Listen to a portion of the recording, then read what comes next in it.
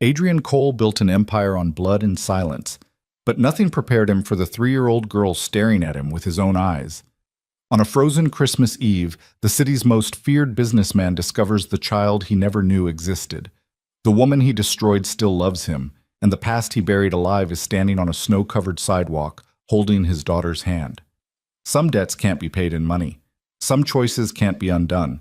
And some truths will either save you or destroy everything you've become.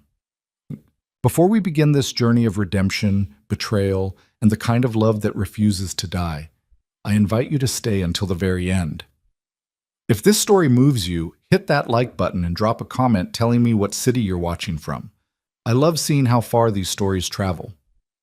Now let's step into Adrian Cole's world, where power means nothing when you've lost everything that matters. The snow fell like broken promises over Manhattan. Adrian Cole stood at the floor-to-ceiling window of his penthouse office, watching the city transform into something clean and forgiving beneath the white blanket. 23 stories below, Christmas Eve unfolded in all its traditional chaos.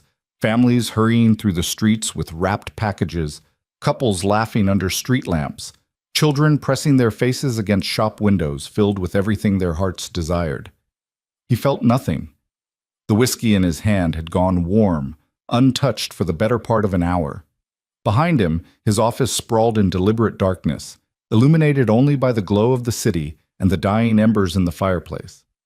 Oak desk, leather chairs, walls lined with first editions he'd never read, and art he'd never really looked at. All of it expensive, all of it meaningless. Adrian was 42 years old, and he owned half of New York's underground economy, import-export businesses that laundered money from Boston to Miami, nightclubs that served as fronts for operations most people couldn't imagine, real estate holdings that gave him leverage over politicians, judges, and police captains who'd long ago stopped pretending they couldn't be bought. He'd built an empire, and he'd done it alone. "Mr. Cole?" His assistant's voice crackled through the intercom, hesitant. "It's nearly 7. Will you need anything else tonight?" Adrian didn't turn from the window.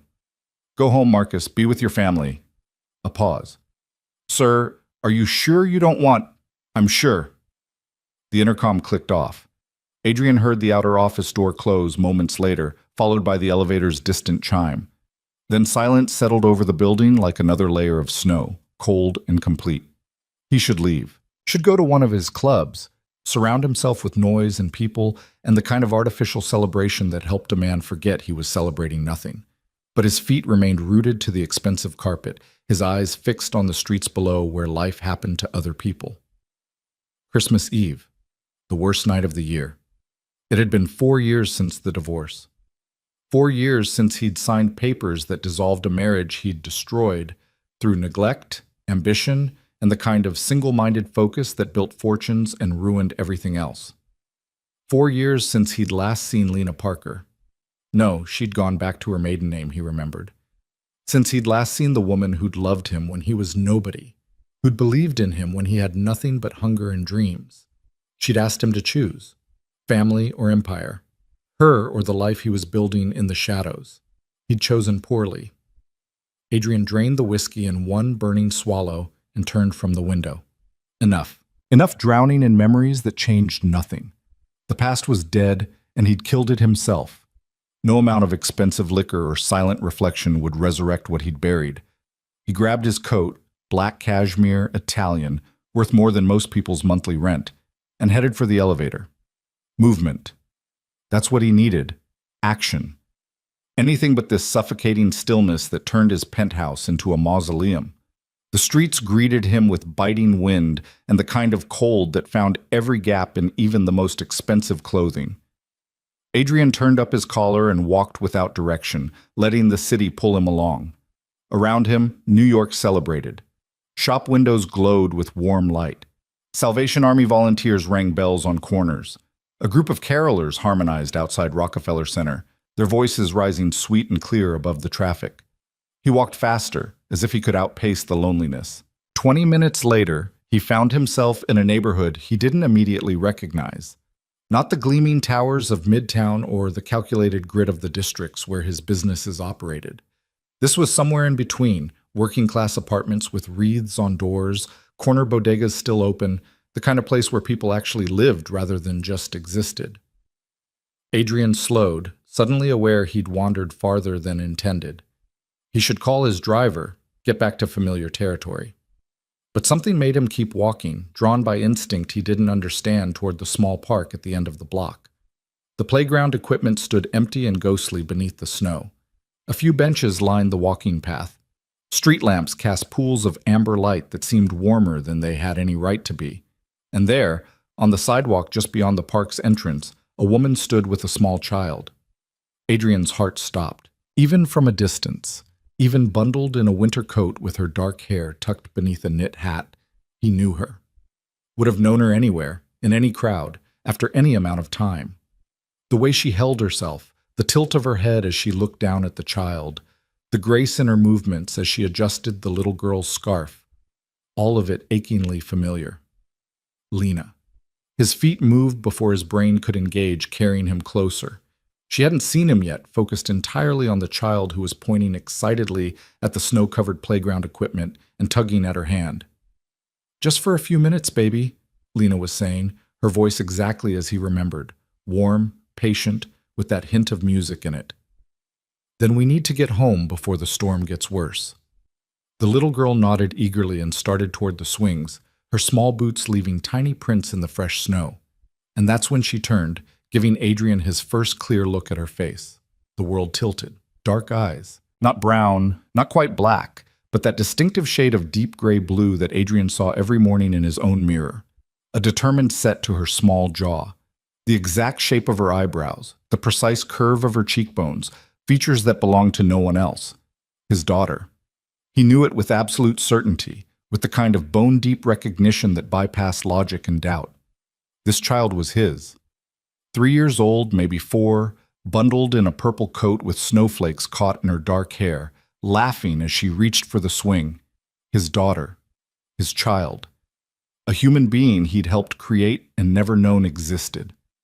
Adrian must have made some sound, a gasp, a word, something, because Lena's head snapped up. Their eyes met across 20 feet of snow-covered sidewalk, and he watched every emotion play across her face in rapid succession. Shock, fear, anger, pain, and beneath it all, something that looked almost like grief. "Adrian?" His name left her lips barely above a whisper, but he heard it clearly in the sudden stillness. The city noise faded away. The world contracted to just the three of them in a small park on Christmas Eve, connected by truth that had been hidden for years. He took a step forward. She instinctively moved between him and the child, protective, her whole body tense. "Lena." His voice came out rough, uncertain. "Is she—" He couldn't finish the question, couldn't make his mouth form words for the reality crashing down on him. Lena's jaw tightened. She glanced back at the little girl, who was happily pumping her legs on the swing, oblivious to the adult drama unfolding nearby. When Lena looked at Adrian again, her eyes held 4 years of anger and hurt. "Her name is Mila," she said quietly. "She's 3.5. Adrian's mind raced backward, calculating dates. 3.5 years, which meant Lena had been pregnant when they divorced, had been carrying his child when he'd been too consumed with building his empire to notice, too focused on meetings and deals and consolidating power to see what he was losing. "Why didn't you tell me?" The words came out accusatory when he meant them as anguish. "Tell you?" Lena's laugh was bitter and sharp. "When, Adrian? When you were disappearing for days without explanation, when you came home at 3 in the morning smelling like other people's fear? When you chose every single meeting, every single deal, every single piece of your precious empire over me? I had a right to know." "You had a right?" Her voice rose slightly, and she checked herself, glancing at Mila again before continuing in a fierce whisper. "You gave up your rights when you walked away from our marriage without ever looking back. I found out I was pregnant the same week our divorce was finalized. I tried to call you once. Your assistant said you were too busy to be disturbed. That you'd left instructions not to be contacted about personal matters. So I took the hint." The words hit him like physical blows. He remembered that time. The immediate aftermath of the divorce, when he'd thrown himself into work with desperate intensity, using deals and expansion and the construction of his criminal empire as a wall against feeling anything at all. He told Marcus to screen his calls, to keep Lena away if she tried to reach him. He'd been protecting himself, and in doing so, he'd lost 3.5 years of his daughter's life. Lena, He took another step forward, hands raised in a gesture of surrender or pleading or both. I didn't know. God, if I'd known. You would have what? She cut him off. Suddenly become a different person? Suddenly decided that family mattered more than power? Don't insult both of us with fantasies about what you would have done. Mommy! Mila's voice rang out clear and happy. Push me higher! But Lena's expression softened immediately as she looked at her daughter. In a minute, sweetheart. Keep swinging just like that. You're doing great. Adrian watched her with the child, saw the love and patience and complete devotion in every movement, every word. This was what he'd thrown away. This was what he'd convinced himself didn't matter as much as building his empire. A woman who loved him. A family. A life that meant something beyond power and money and fear. I want to know her. His voice came out raw, stripped of the authority he used in boardrooms and back alleys. Please, Lena. I want to know my daughter. Lena studied him for a long moment, and he saw her weighing every broken promise, every abandoned dream, every night she'd raised Mila alone against whatever she saw in his face now. Finally, she sighed, a sound full of exhaustion and reluctant compassion. There's a coffee shop 2 blocks from here, she said. The Grindstone. Meet me there in an hour. Mila will be at my sister's for the evening, and we can talk. Really talk. Without, she gestured vaguely at the playground, at their daughter, at the impossible situation unfolding in real time. I'll be there. Adrian meant it as a promise, as an oath, as the most important commitment he'd ever made. Lena nodded once, sharp and businesslike, then turned back to Mila. Come on, baby. Time to go see Aunt Rachel. But, Mommy, I know, sweetheart. We'll come back tomorrow, I promise. As Adrian watched them leave, Lena taking Mila's small hand in hers, the two of them walking away through the falling snow, he felt something crack open in his chest. All the walls he'd built, all the careful distance he maintained from feeling anything too deeply, all the protection he'd constructed against vulnerability, suddenly crumbled like they were made of nothing more substantial than the snow beneath his feet. He had a daughter, and he'd missed her entire life.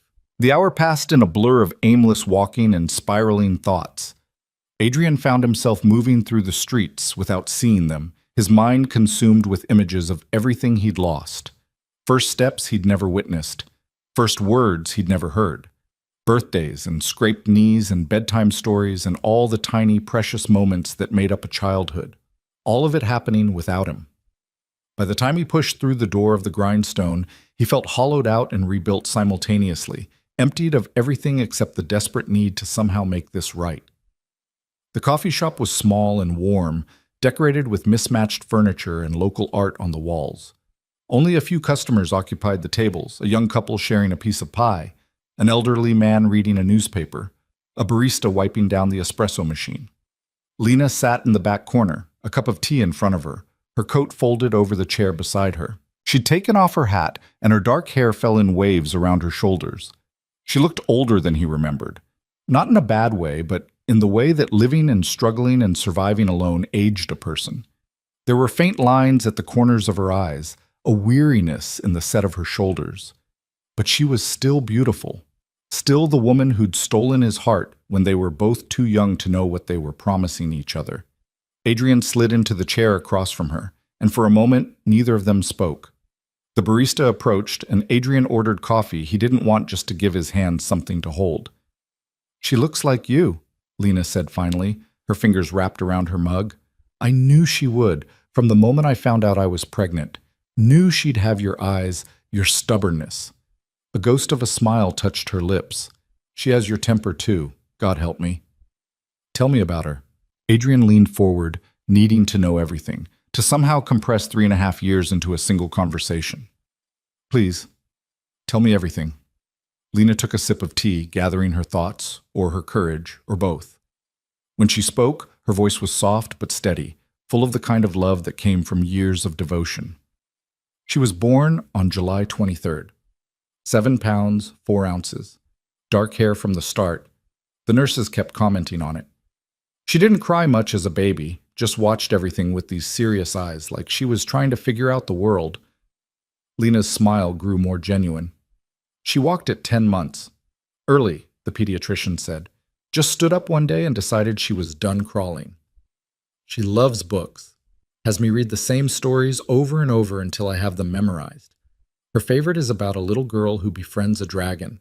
She makes me do different voices for all the characters. Lena paused, her eyes distant with memory.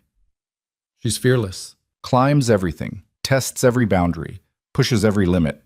And she's kind, so incredibly kind. Shares her toys with other kids at the park, wants to help with everything, cries if she thinks someone is sad. Adrian listened, absorbing every detail, building a picture of the daughter he'd never met. Each fact felt precious and devastating simultaneously. Precious because Lena was giving him this gift of knowledge. Devastating because he'd missed living these moments himself. What does she know about me? He asked when Lena paused. Does she wonder? She knows she has a father, Lena said carefully. I told her that her daddy had to go away for work, that he didn't know about her. She met his eyes directly. I didn't want her to think you abandoned her, that you knew about her and chose not to be there. So I told her a version of the truth, that you didn't know, but if you did, you'd love her. The words hit him hard. Even after everything he'd done, everything he'd chosen, Lena had protected him in Mila's eyes, had given him grace he didn't deserve. Thank you, he managed, for that, for not... Thank you. Lena nodded acknowledgement, but didn't smile. I didn't do it for you, Adrian. I did it for her. Every child deserves to believe their parents love them, even if the reality is more complicated. It's not complicated, Adrian said with sudden intensity. I love her. I know I haven't earned the right to say that I don't even know her yet, but the moment I saw her, Lena, the moment I saw her, I knew I'd do anything, to be part of her life. Words are easy. Lena's voice hardened slightly.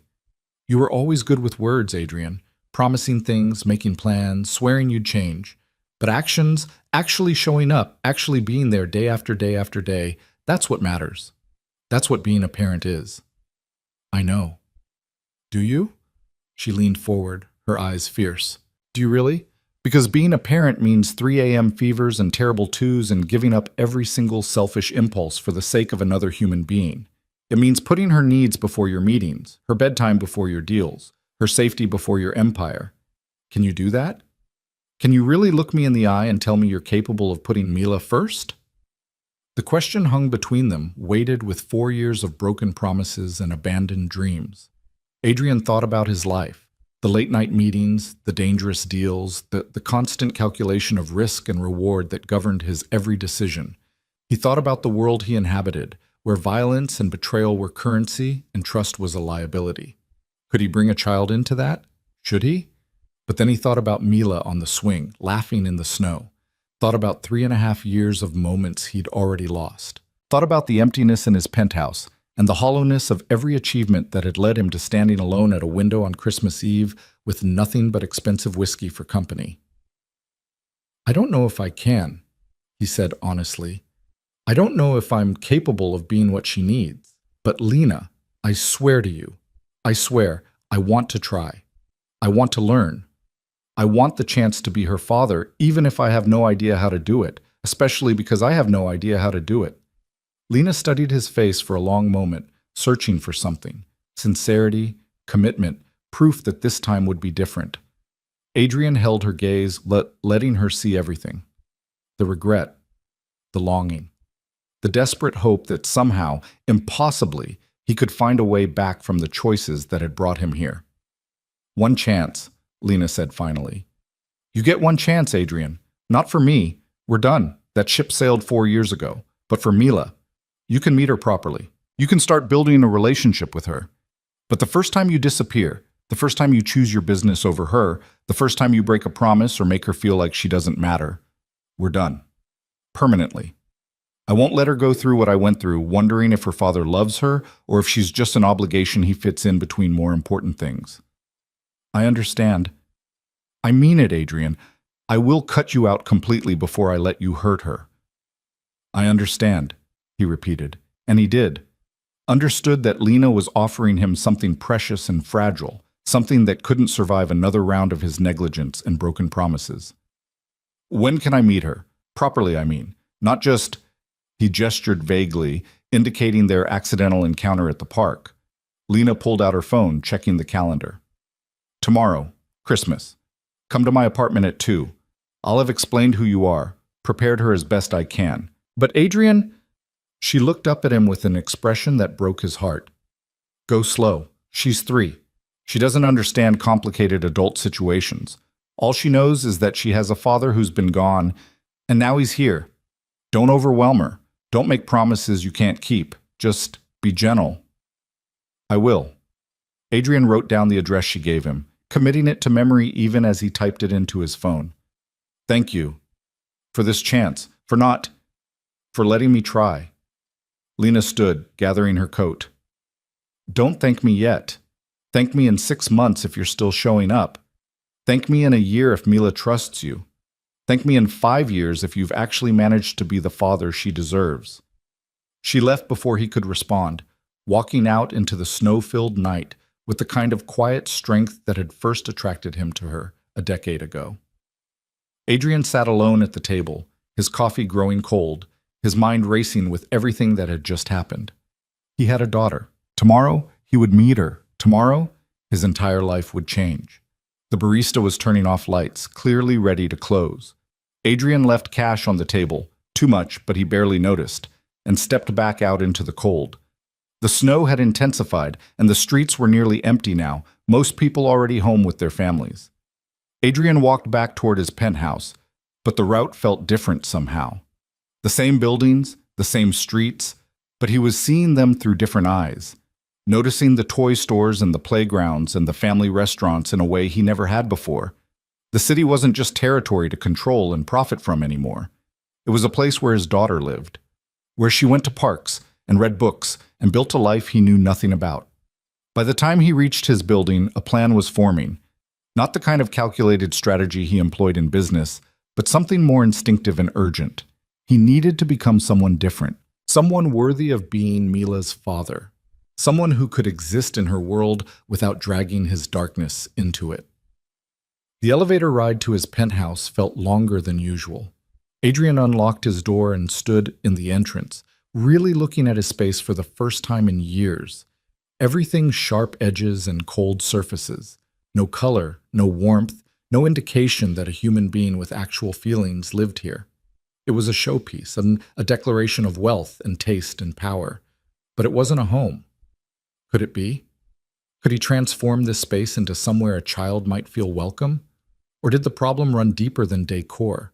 Was he himself too far gone, too corrupted by the choices he'd made and the world he'd built?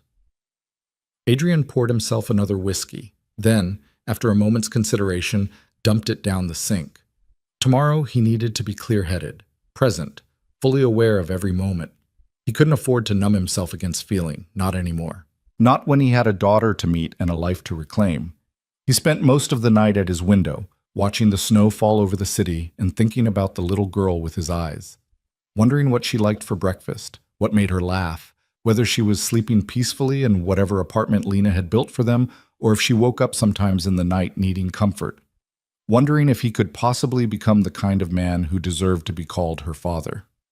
Christmas morning arrived cold and bright. The storm had passed, leaving everything covered in pristine white that sparkled in the sunlight. Adrian dressed carefully, not in one of his usual expensive suits, but in dark jeans and a charcoal sweater. Casual, approachable, the kind of thing a normal father might wear. He stopped at a toy store on the way, then stood paralyzed in front of hundreds of options, having no idea what a 3-year-old girl might want. Finally, he settled on a stuffed dragon, remembering Lena's comment about Mila's favorite book, and a set of colorful building blocks that the clerk assured him were age-appropriate. The gifts felt inadequate. How did you sum up 3.5 years of absence in toys and apologies? But it was something, a starting point. Lena's apartment building was in Brooklyn, in one of those neighborhoods where families actually lived rather than just invested. Adrian climbed the stairs to the third floor, his heart pounding harder than it had during any business negotiation or dangerous deal. He'd faced down rival criminals, stared down corrupt officials, built an empire through willpower and calculated risk. But standing outside apartment 3C with a stuffed dragon in his hands, he'd never been more terrified. He knocked. Footsteps approached. The door opened, and Lena stood there, looking tired but determined.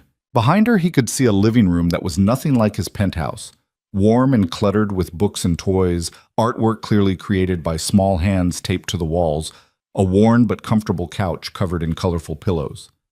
"Come in," Lena said quietly. "She's in her room. I told her you were coming, that you're her father, that you didn't know about her before, but you want to meet her now. She's—" Lena paused, choosing words carefully. "She's excited and nervous, so please, Adrian, remember what I said. Be gentle." Adrian nodded, his throat too tight for words. He stepped inside and Lena closed the door behind him. "Mila," she called down the short hallway. "Sweetheart, there's someone here to meet you." A door opened. Small footsteps pattered on hardwood, and then she appeared, the little girl from the park, now wearing a red dress with white tights, her dark hair pulled into two ponytails tied with green ribbons. She stopped at the edge of the living room, one hand gripping the door frame, her gray-blue eyes fixed on Adrian with curiosity and caution. "Hi," she said softly. Adrian's knees nearly buckled. Up close, the resemblance was even more striking. She had his eyes, his jaw, even the way she tilted her head when examining something new. He'd seen that exact expression in his own mirror 1,000 times. "Hi, Mila," he managed, his voice rough. "I'm Adrian. I'm your father." She considered this, her small face serious. "Mommy said you had to go away." "I did, but I didn't know about you. If I had—" He stopped, not wanting to make excuses or burden a 3-year-old with adult complications. "I'm very, very happy to meet you now." Mila's eyes dropped to the stuffed animal in his hands. "Is that a dragon?" "It is." Adrian knelt down, bringing himself to her eye level. "Your mom told me you like dragons, so I hoped you might like this one." She approached slowly, reaching out to touch the dragon's soft purple scales. "What's his name?" "I don't know," Adrian admitted. "I thought maybe you could name him." "Smokey," she said immediately, taking the dragon and hugging it against her chest. "Because he breathes smoke. Can I show him my room?" "If it's okay with your mom." Mila looked at Lena, who nodded with a small smile. "It's okay, baby. Show your father your room." And just like that, with the easy acceptance of childhood, Mila took Adrian's hand, her small fingers wrapping around two of his, and led him down the hallway to her room. It was a riot of color and imagination. Purple walls covered with stickers and drawings, a bed shaped like a race car, bookshelves overflowing with stories, a corner devoted to stuffed animals, now gaining a new purple dragon. Mila narrated everything excitedly, showing him her favorite books, her drawing of what she insisted was a unicorn, but looked more like a horse with a traffic cone on its head, her collection of rocks from the park. Adrian listened to every word, absorbing every detail, trying to memorize this moment because he knew it was the most important of his life. Not closing the deal that made his first million, not establishing control over his territory, not any of the achievements he'd once thought defined him. This, his daughter showing him her room, this was everything. "Do you have to go away again?" Mila asked suddenly, looking up at him with those eyes that were mirror images of his own. The question pierced him. Adrian knelt down so they were face to face. "No," he said firmly. "I'm not going away. I'm going to be here, as much as your mom allows. I want to know you, Mila. I want to be your father, if you'll let me." She studied him with that serious expression, and he could almost see her young mind working through what that meant. Then she held out Smokey the dragon. "Smokey says okay," she declared. "But you have to come to the park with us and read me stories. Mommy does all the voices." "I'll do all the voices," Adrian promised, and meant it more than any promise he'd ever made. They spent the afternoon together, the three of them, like a family that had existed in some parallel universe where Adrian had made different choices. Lena made lunch while Mila showed Adrian every toy, every book, every treasure she owned. They went to the park, where Adrian pushed Mila on the swings until his arms ached, and she laughed with pure joy. They came back to the apartment and read stories, and Adrian did his best with the voices, even though Mila gently corrected his dragon impression 3 times. And through it all, he felt something he hadn't experienced in years, a sense of rightness, of being exactly where he was supposed to be, doing exactly what he was meant to do. Not building empires or accumulating power, but sitting on a worn couch reading about dragons and princesses to a 3-year-old girl who had his eyes and his stubbornness and deserved so much better than the father she'd gotten. As the afternoon stretched into evening, Mila grew sleepy, curling against Lena's side with Smokey clutched in her arms. Adrian sat across from them, watching, trying to commit every detail to memory. "I should go," he said quietly. "Let you get her to bed." Lena nodded, carefully extracting herself from beneath Mila's weight. "Mila, sweetheart, say goodnight to your father." Mila's eyes opened halfway. "Will you come back?" "Yes," Adrian said without hesitation. "If it's okay with your mom, I'll come back tomorrow, and the day after that, and every day after that." "Promise?" The word hung in the air, weighted with every broken promise of his past. Adrian looked at Lena, saw the warning in her eyes, the reminder that this child's trust was precious and fragile. Then he looked back at his daughter, at the hope and exhaustion in her small face. "I promise," he said. And this time, he meant to keep it. Mila smiled sleepily and closed her eyes. Lena walked Adrian to the door, stepping out into the hallway with him for a moment of privacy. "She likes you," Lena said, her voice carefully neutral.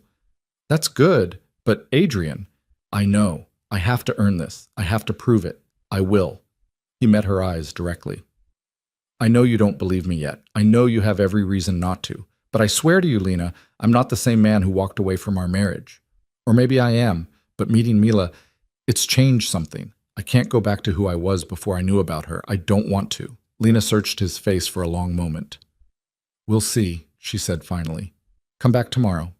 3 o'clock. We'll take her to the Natural History Museum. She loves the dinosaurs. And Adrian, don't be late." "I won't be." He meant it as a vow, as a promise, as a commitment written in something more permanent than words. As he walked down the stairs and out into the cold evening air, Adrian felt the weight of what he'd gained and what he still stood to lose settling over him like a second skin. He had a daughter. He had been given a chance, one chance, to be part of her life. And in accepting that gift, he'd accepted everything that came with it. The responsibility, the vulnerability, the terrifying possibility of failing someone who depended on him in ways that had nothing to do with money or power. The city stretched out around him, familiar and foreign simultaneously. His empire was still out there, the businesses, the deals, the dangerous men who answered to him, and the even more dangerous ones who didn't. Tomorrow he'd have to face that world again. Have to figure out how to exist in both spaces. The father who read dragon stories, and the man who controlled half of New York's underground economy. But tonight, for the first time in 4 years, Adrian Cole walked home knowing he had something worth protecting, something more valuable than all the power and money he'd accumulated, something that made every risk he'd ever taken seem small and meaningless by comparison. He had a daughter who called her dragon Smokey and corrected his voices and asked if he'd come back tomorrow. And he would. He'd come back tomorrow and every day after, for as long as she'd let him, because this time, finally, impossibly, desperately, he had something to come back to, something worth choosing over everything else. The museum's great hall swallowed them in shadows and wonder. Mila stood frozen beneath the Tyrannosaurus Rex skeleton, her small hand gripping Adrian's with surprising strength, her mouth forming a perfect O of amazement. The massive fossil loomed above them, suspended in mid-stride as if it might shake off millions of years and resume its hunt across the marble floor. "He's so big," Mila whispered, her voice tiny in the cavernous space. Adrian knelt beside her, following her gaze upward. "She," he corrected gently, remembering something he'd read once in a life that felt very far away. "Scientists think this one was female. They named her Sue." "Like Aunt Rachel's friend?" Mila's eyes remained fixed on the skeleton, wide with wonder. "Maybe. But this Sioux lived a very long time ago, before there were people or cities or anything we know now. Lena stood a few feet away, watching them with an expression Adrian couldn't quite read. She'd been quiet since he arrived at the apartment, cordial but distant, as if she was reserving judgment on whether this was real or just another performance from a man who'd proven himself capable of spectacular disappointment.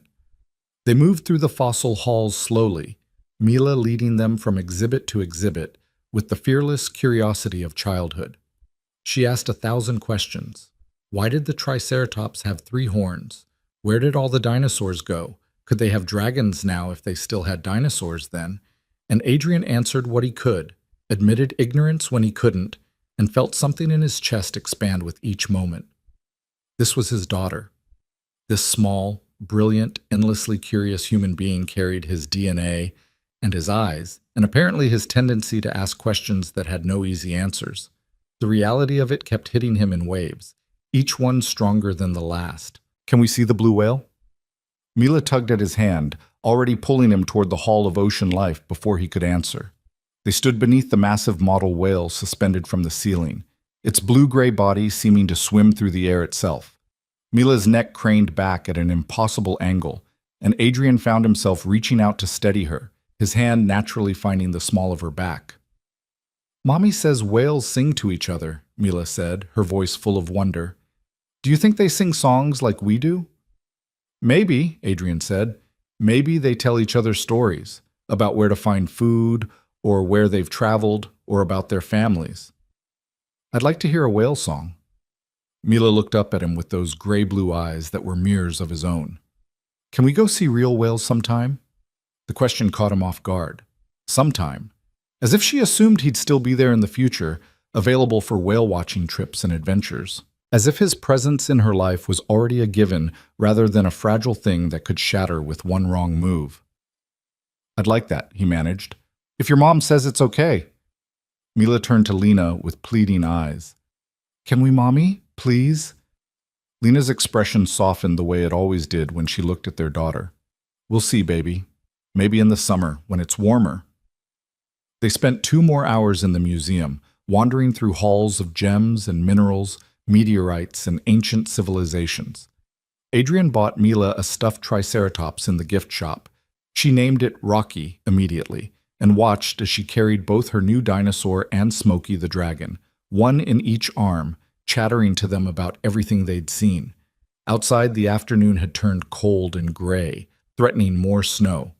Lena pulled Mila's coat tighter and adjusted her scarf, maternal movements so practiced they were almost unconscious.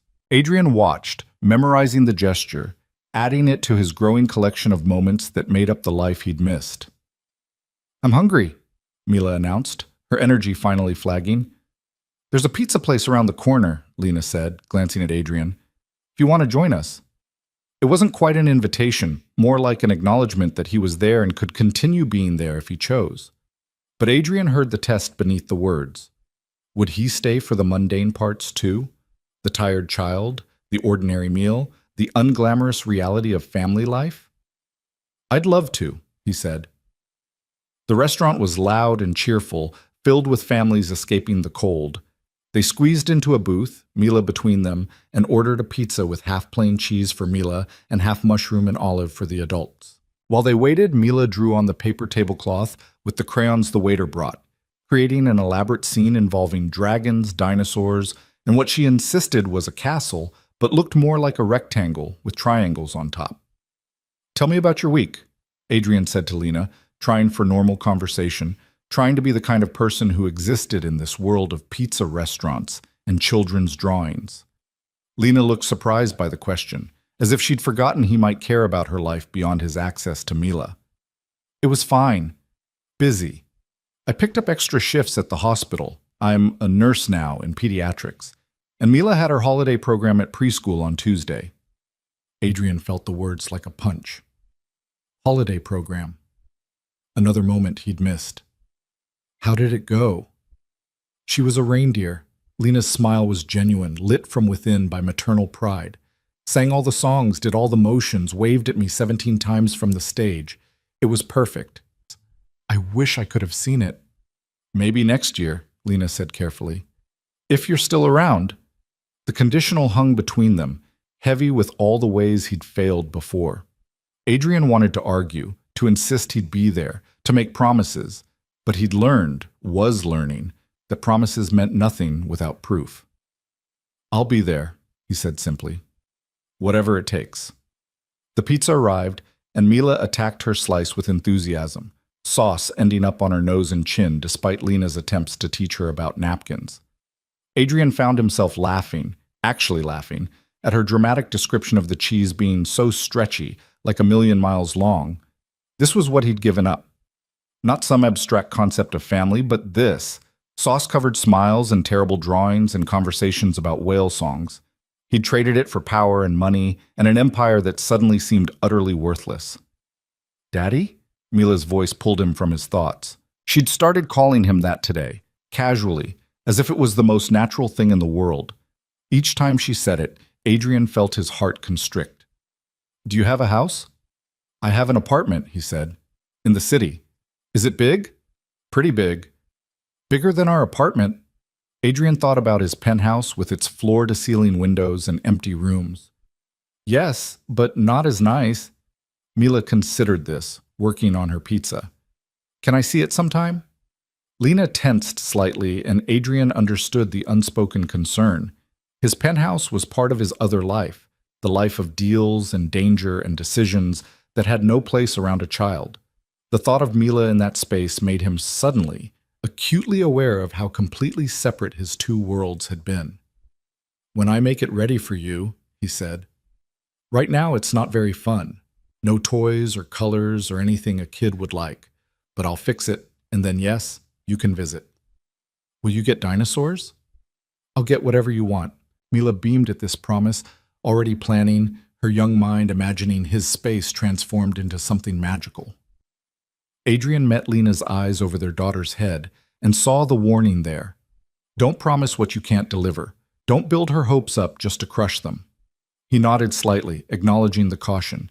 Then he pulled out his phone and opened a notes app, typing quickly. Okay, Mila, let's make a list. What should I get for my apartment so you'll want to visit? Mila's eyes lit up. She started listing items with the abandon of childhood.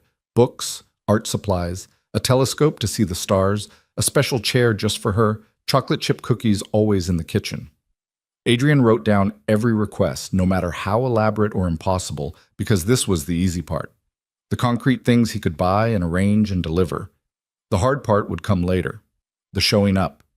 The being present. The choosing this over everything else, day after day, moment by moment, until it became who he was, rather than something he had to consciously decide. They finished eating as the winter darkness fell outside. Mila was fading, her energy depleted by the museum and the excitement. Lena bundled her back into her coat and gathered their things. I'll walk you home, Adrian said, and Lena didn't argue. The streets had that hushed quality that came with impending snow. Adrian carried Mila when she got too tired to walk, her head heavy on his shoulder, her breath warm against his neck. She weighed almost nothing and everything. This small person trusting him enough to fall asleep in his arms, it was a responsibility more profound than anything he'd ever carried before. At Lena's building, he handed Mila carefully back to her mother, watching as Lena shifted their daughter's weight with practiced ease. Thank you, Lena said quietly, for today. She had a good time. So did I. Adrian, Lena paused, choosing words carefully. I can see you're trying. I do. But this is just the beginning, the easy part even.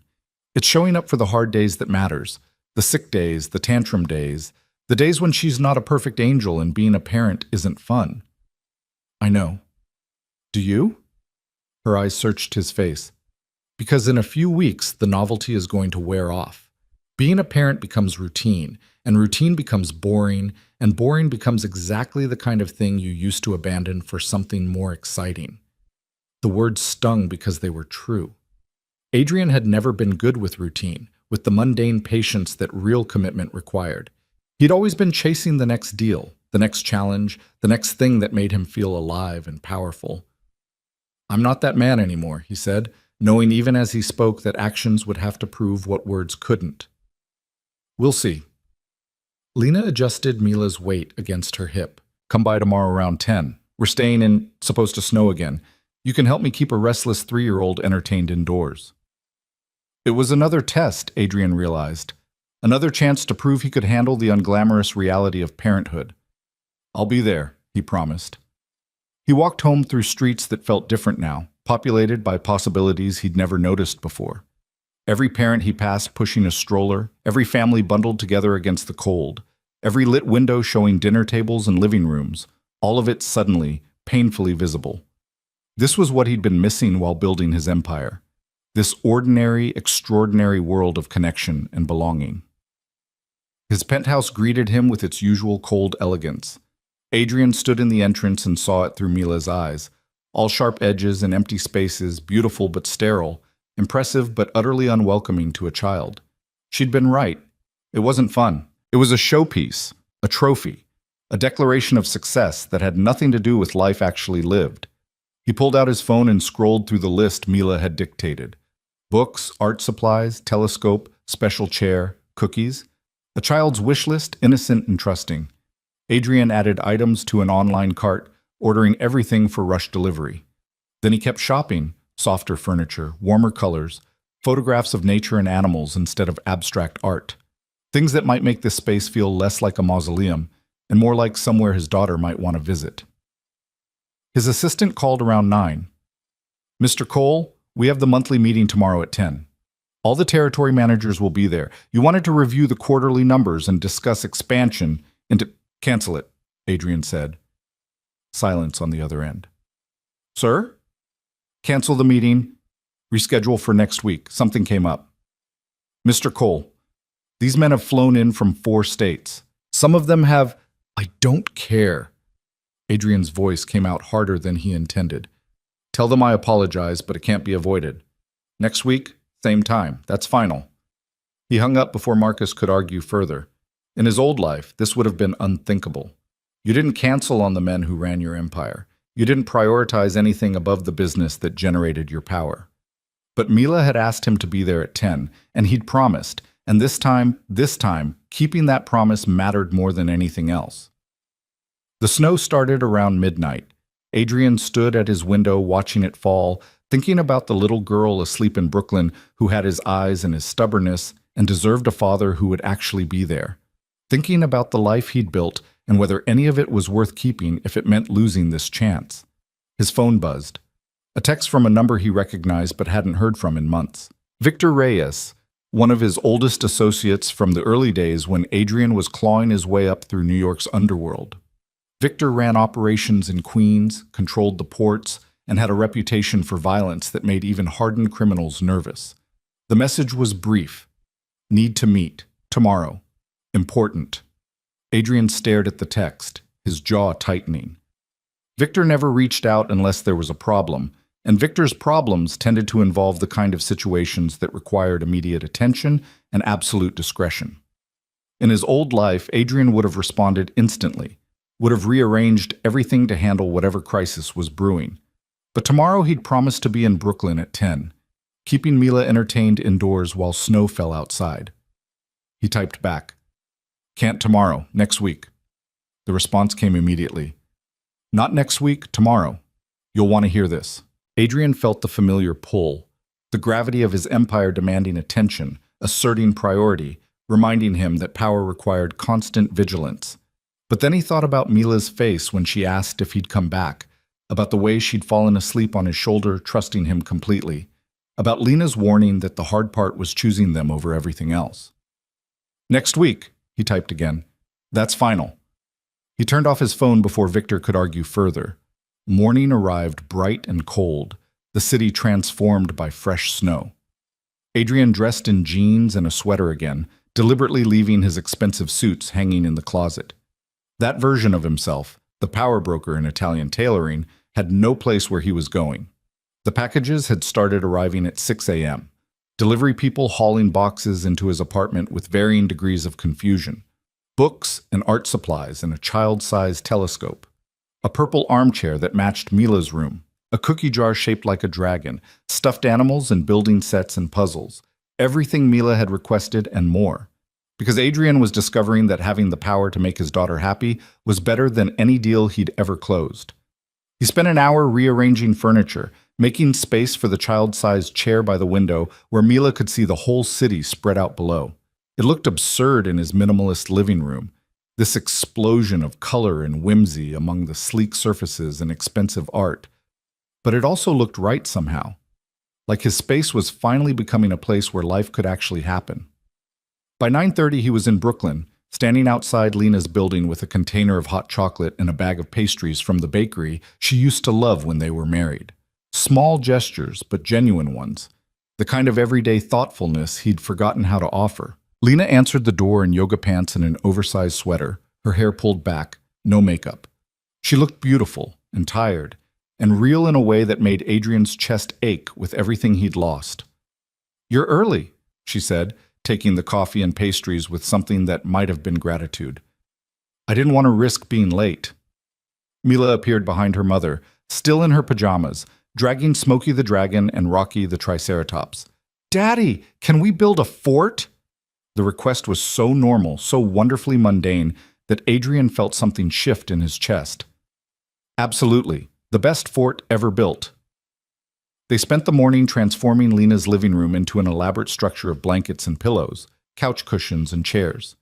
Mila directed the construction with surprising authority, declaring what went where, vetoing designs that didn't meet her specifications. Adrian followed orders, learning that architecture as dictated by a 3-year-old followed very different rules than anything he'd studied.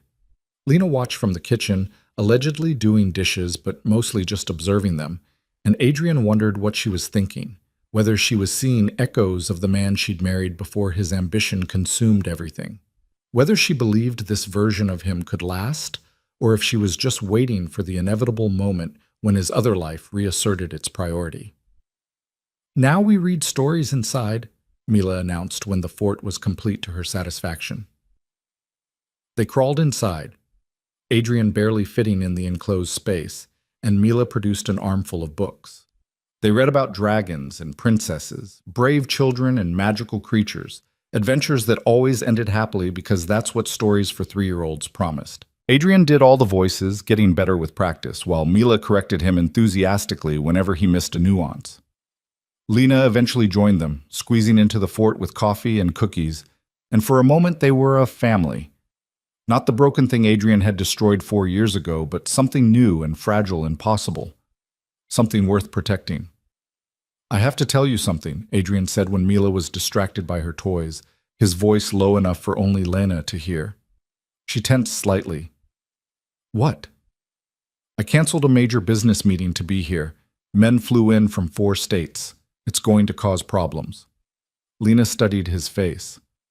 "Why are you telling me this?" "Because I want you to know. I'm choosing this. Choosing her. Choosing to be here even when it costs me." "It shouldn't cost you," Lena said quietly. "That's the point.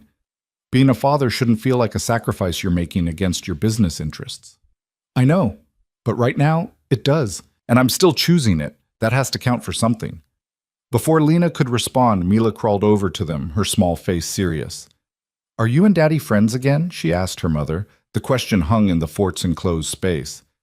Adrian watched Lena's expression shift through several emotions before landing on something careful and honest. "We're working on it, baby," she said. "Sometimes grown-ups have to rebuild their friendships slowly." "Oh." Mila considered this, then turned to Adrian. "You should bring Mommy flowers. That's what Prince Charming does." Adrian laughed despite himself. "That's very good advice. I'll remember that." They emerged from the fort for lunch. Grilled cheese and tomato soup, simple and perfect. Adrian helped clean up, learning where things went in Lena's kitchen, inhabiting her domestic space in a way that felt both foreign and necessary. This was real life. Not power lunches and strategic meetings, but dishes and spills and the mundane choreography of feeding a child. His phone buzzed in his pocket. He ignored it. It buzzed again and again. "You can check it," Lena said, watching him. "It's not important." "Adrian, I'm not asking you to pretend your business doesn't exist. I'm asking you to find balance, to not let it consume everything." He pulled out the phone reluctantly. 7 missed calls from Victor Reyes, 3 from Marcus. A dozen texts ranging from urgent to threatening, all of them demanding immediate attention, immediate response, immediate action. "I need to make a call," Adrian said. "5 minutes." He stepped into Lena's bedroom, closing the door. Dialed Victor's number with reluctance and resignation, knowing this conversation would test every choice he'd made in the last few days. Victor answered on the first ring. "Where the hell have you been?" "Busy. What's so urgent?" "We have a situation. Dominic Santoro is making moves on the waterfront. He's—" "Handle it!" Adrian cut him off. "That's why I pay you. Handle it." Silence. Then, "You don't understand. He's got backing from the Italians in Jersey. This isn't something I can just handle. We need to show force, make a statement, and we need you to—" "I'm not available." "Not available?" Victor's voice rose. "Adrian, this is your empire, your territory. You can't just—" "Watch me." Adrian's voice hardened. "I'm telling you how this is going to work now. You handle day-to-day operations. You make the decisions that need making. You only contact me for genuine emergencies, and this isn't one." "Since when?" "Since now. I'm restructuring my involvement, taking a step back from the operational side." Another long silence. When Victor spoke again, his tone had shifted to something dangerous and calculating. "You're losing your edge, Adrian. Getting soft. And in our world, soft men don't stay on top for long." "Then maybe I don't want to be on top." The words surprised Adrian even as he said them, but he realized they were true. "I have other priorities now." "What priorities could possibly be more important than protecting what you've built?" Adrian looked at the closed door, hearing Mila's laughter from the living room. "That's none of your concern. Handle Santoro however you see fit, but handle it without me." He hung up before Victor could respond and stood there for a moment, his phone still in his hand, feeling the weight of bridges burning. In his world, showing weakness invited attack. Stepping back invited takeover.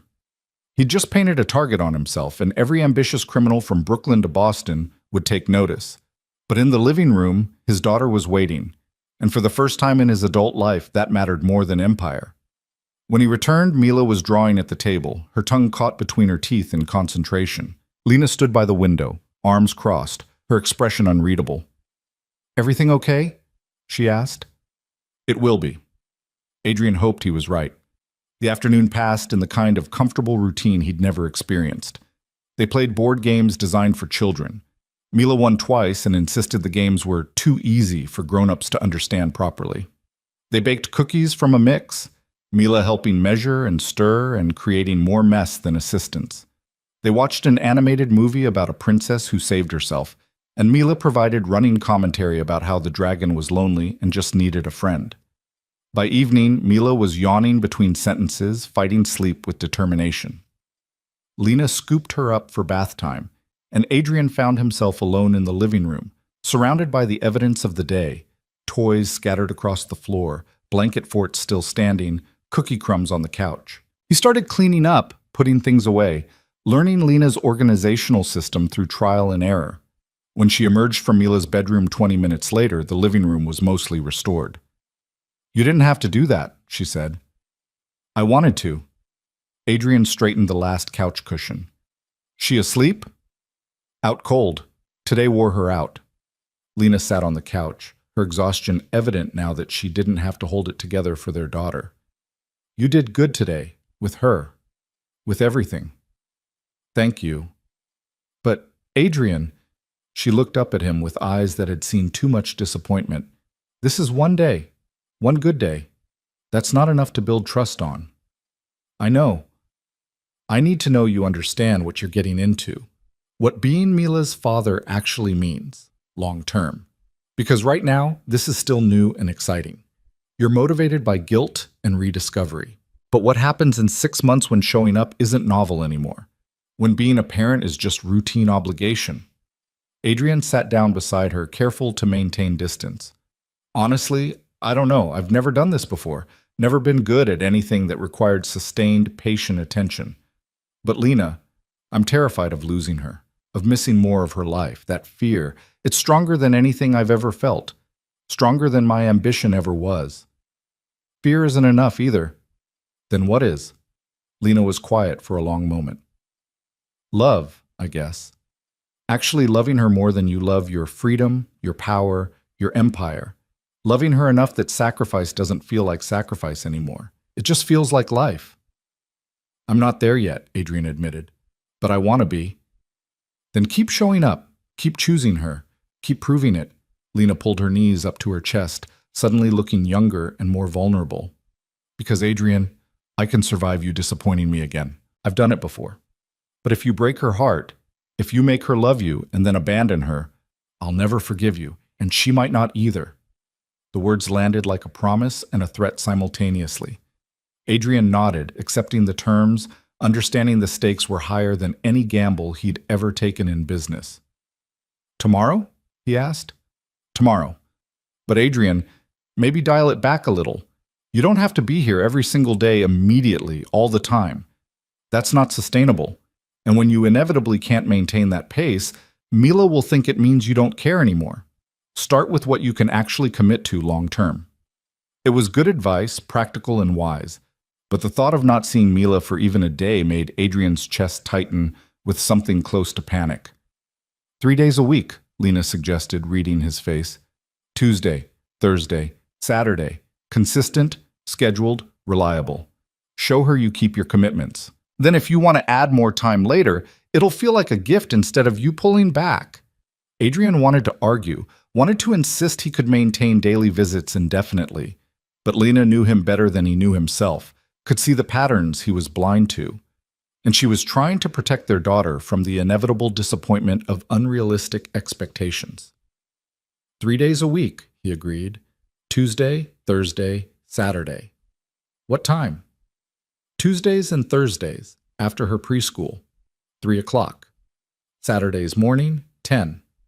And Adrian, if something comes up, if you absolutely have to cancel, you call me. Not at the last minute, not with an excuse. You call as soon as you know, with honesty and a plan for when you'll make it up to her. I will. Lena walked him to the door, and they stood in the doorway awkwardly, former spouses navigating new territory. Thank you, Adrian said finally, for this chance, for letting me try. Don't thank me yet. But her expression had softened slightly. Thank me in a year if you're still here. Adrian walked home through snow-covered streets, thinking about sustainability and commitment and the difference between sprint and marathon. He'd always been good at intense bursts, the big deal, the dangerous play, the all-in gamble. But being a father required something different. Steady presence, patient consistency, showing up even when it wasn't exciting, even when other things beckoned. His apartment greeted him with its new additions, the purple chair by the window, the shelves now holding children's books, the subtle transformation from bachelor pad to space that acknowledged a child's existence. It looked better this way, Adrian thought. Less like a showpiece, more like a home. His phone showed 23 new messages. Victor, Marcus, other associates, all demanding attention. Adrian scrolled through them with detachment, seeing his empire from new distance. The deals and territories and power plays that had consumed his entire existence now looked smaller somehow. Not unimportant exactly, but not all important either. He'd spent years building something that could crumble in months if he wasn't vigilant. But Mila was something else entirely, something that would grow and develop and become more precious with time. Something that required building not through force and calculation, but through presence and patience and love. And for the first time in his adult life, Adrian Cole chose the harder path. The one that required surrendering control, admitting weakness, becoming vulnerable to loss. The one that meant being a father might cost him his empire. It was a price he was finally willing to pay. 6 weeks passed in a rhythm Adrian had never known before. Tuesday afternoons picking Mila up from preschool, her small hand in his as she chattered about finger painting and circle time and a boy named Jacob who always took the red crayon. Thursday evenings at Lena's apartment, reading stories and building elaborate block towers that Mila took profound joy in destroying. Saturday mornings at the park or the library or wherever Mila's boundless curiosity led them. Adrian learned the architecture of routine, how consistency built trust in ways grand gestures never could. He learned that being a father meant showing up not just for the magical moments, but for the ordinary ones, the boring ones. The ones where nothing remarkable happened except that he was there. He also learned that his empire didn't crumble in his absence. Marcus handled the day-to-day operations with surprising competence. Victor and the other territory managers adjusted to his reduced involvement with varying degrees of resentment. The money kept flowing, the businesses kept running, and Adrian discovered the world didn't end when he stopped treating his criminal enterprise like the center of the universe. But it was Saturday morning in mid-February when everything changed. Adrian was at Lena's apartment early, bringing bagels and coffee, looking forward to taking Mila to the aquarium. She'd been talking about seeing the jellyfish for 2 weeks straight, had drawn pictures of them in every color combination possible, had informed everyone from her preschool teacher to the grocery store clerk about her upcoming adventure. Lena opened the door with tension written across her face. No greeting, no smile, just a tight wariness that made Adrian's instincts flare. "What's wrong?" he asked immediately. She pulled him inside and closed the door, glancing toward Mila's bedroom where cartoons played faintly. "There was a man here yesterday, watching the building. Big guy, expensive suit, scar across his cheek. He approached me when I was getting groceries, asked if I was Lena Parker." Adrian's blood went cold. "What did he say?" "Nothing specific, just that he had a message for Adrian Cole. That old friends don't forget, that family is precious and should be protected." Lena's voice shook slightly. "Adrian, who was he? What does this mean?" But Adrian already knew. The description matched Thomas Kane, Victor's main enforcer, and the message was clear as a knife blade. This was Victor's response to Adrian stepping back, a reminder that in their world, showing weakness invited attack. And what greater weakness than having something you actually cared about losing? "It's nothing," Adrian lied, his mind already racing through responses and countermoves. "Probably just someone trying to spook me over a business dispute." "Don't lie to me." Lena grabbed his arm, her fingers digging in hard. "I'm not stupid, Adrian. I know what you are, what you've been. I accepted you trying to be a better man, trying to be Mila's father, but I won't let your past put her in danger." "She's not in danger. I won't let—" "You won't let?" Lena's voice rose and she caught herself, lowering it to a fierce whisper. "You don't get to decide that anymore. The moment you chose to be part of her life, you brought all your choices with you, all your enemies, all your debts, all the violence you've been involved in. I was willing to overlook it because you seemed genuine. But, Adrian, if your world is coming for us, it's not. I'll handle it." "How? How do you handle men who threaten families? What exactly is your plan here?" Adrian didn't have an answer. Or rather, he had the answer his old life provided. Violence met with greater violence. Threats neutralized permanently. Problems solved with the kind of finality that left bodies in rivers. But that solution belonged to a version of himself he was trying to leave behind. The version that didn't have a 3-year-old daughter who drew pictures of jellyfish and trusted him completely. "Daddy!" Mila emerged from her room in her favorite purple dress, Smokey the dragon under one arm. "Are we going to see the fishies?" Adrian's heart clenched at the sight of her, at the pure joy on her small face, at the absolute obliviousness to the danger circling their lives. This was what he'd done. Brought his darkness into her light, contaminated her innocence with his choices. "In a little bit, sweetheart," he managed, forcing his voice steady. "Can you watch your show for a few more minutes while I talk to Mommy?" Mila nodded and skipped back to her room, humming tunelessly. The moment her door closed, Lena turned on Adrian with barely controlled fury. "You need to fix this. Whatever this is, whoever that man was, you need to handle it right now, because I will not let Mila grow up afraid. I won't let her live in a world where strange men watch our building and deliver cryptic threats. If you can't protect her from your past, then you need to walk away." The ultimatum hit Adrian like a physical blow. Walk away from Mila. Give up the best thing in his life to keep her safe. It was logical, even noble, and absolutely unbearable. "Give me 48 hours, he said. 2 days. I'll handle this permanently. I'll make sure no one from my world ever comes near you or Mila again." "How?" "You don't want to know how, but I promise you, Lena, I promise. By Monday, this will be over." Lena studied his face, searching for truth or lies or some combination of both. Finally, she nodded, sharp and reluctant. Monday. But Adrian, if I see that man again, if I feel like we're in danger for even a second, I'm taking Mila and disappearing. I have money saved. I have friends in other states, and you'll never find us. Do you understand? I understand. Good. She straightened her shoulders, visibly pulling herself together. Now take your daughter to see the jellyfish. Give her a perfect day, because it might be your last one with her. The aquarium visit passed in a surreal haze. Mila was radiant, pressing her face against the glass as jellyfish drifted past in ethereal beauty, asking 1,000 questions about how they moved and what they ate and whether they had brains. Adrian tried to be present, tried to absorb every moment, but part of his mind was already spinning through options and strategies and the brutal calculus of survival in a world built on fear. Victor had made his move, sent Thomas Kane to deliver a message that was simultaneously vague and crystal clear. Step back into line, or the people you love become leverage. It was textbook intimidation, the same tactic Adrian himself had used dozens of times against rivals and subordinates who needed reminding of their place. Now he was on the receiving end, and it was intolerable. "Daddy, look!" Mila tugged his hand toward the shark tank. "That one has so many teeth."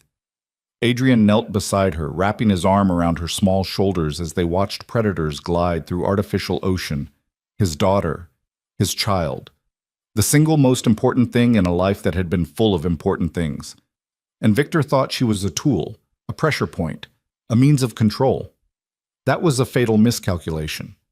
They had lunch at the aquarium cafe. Mila insisted on fish-shaped chicken nuggets, which she found hilarious, and Adrian listened to her chatter about every exhibit they'd seen. He memorized her laugh, the way her eyes lit up when she was excited, the unself-conscious joy she brought to everything. If this was his last day with her, he wanted to carry every detail forward. But it wouldn't be. Couldn't be. He'd promised Lena he'd fix this, and Adrian Cole always kept his promises. Eventually. When it mattered most. He dropped them home in the late afternoon, hugging Mila longer than usual, breathing in the scent of her strawberry shampoo and trying not to think about Lena's threat to disappear. "See you Tuesday, sweetheart," he said, pressing a kiss to her dark hair. "See you Tuesday, Daddy." Lena walked him to the door, her expression hard. "Whatever you're planning, Adrian, be smart, be final, and don't tell me about it." He nodded and left, already pulling out his phone as he hit the street. The first call went to Marcus. "I need a meeting with Victor Reyes tonight. Tell him it's urgent, and tell him to come alone." Marcus hesitated. "Sir, are you sure that's wise? Victor's been vocal about his concerns regarding your recent—" "I don't care about his concerns. Set up the meeting, the warehouse in Red Hook, 9 o'clock. And Marcus, make sure it's private. No one else there, no interruptions, just me and Victor." The second call went to an old contact, someone Adrian hadn't spoken to in 3 years, but who owed him the kind of debt that never expired. James Chen answered on the third ring, his voice wary. "Adrian Cole, I was wondering when you'd collect." "I need information," Adrian said without preamble. "Everything you have on Victor Reyes, his operations, his financiers, his vulnerabilities. I need it in 3 hours, and I need it comprehensive."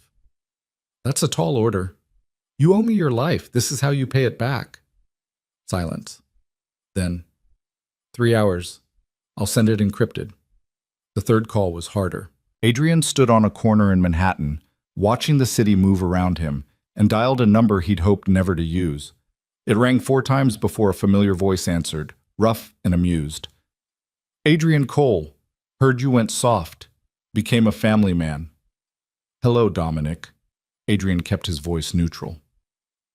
Dominic Santoro was everything Adrian had been running from, violent, ambitious, utterly without conscience.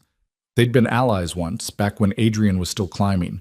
Now Dominic controlled most of Jersey and was making moves on New York territory, Victor's territory specifically. "I heard you had some business with my associates." "Had. Past tense. Victor Reyes made it clear you weren't interested in negotiations." "Victor doesn't speak for me anymore." A pause. Adrian could almost hear Dominic's mind working, calculating angles. "That's so. Word on the street is you stepped back. Got other priorities." "I'm restructuring, delegating differently, and I'm calling to discuss opportunities that benefit us both. I'm listening. Not on the phone. Meet me tomorrow, noon at Russo's in Soho. Come alone. We'll talk about territorial arrangements that give you what you want and solve my problems simultaneously. What kind of problems? The kind that involve removing obstacles to mutually beneficial business relationships. Another pause. Then Dominic laughed, dark and knowing. You're going to move against Victor. That's bold, risky, potentially stupid. It's necessary. Are you interested or not?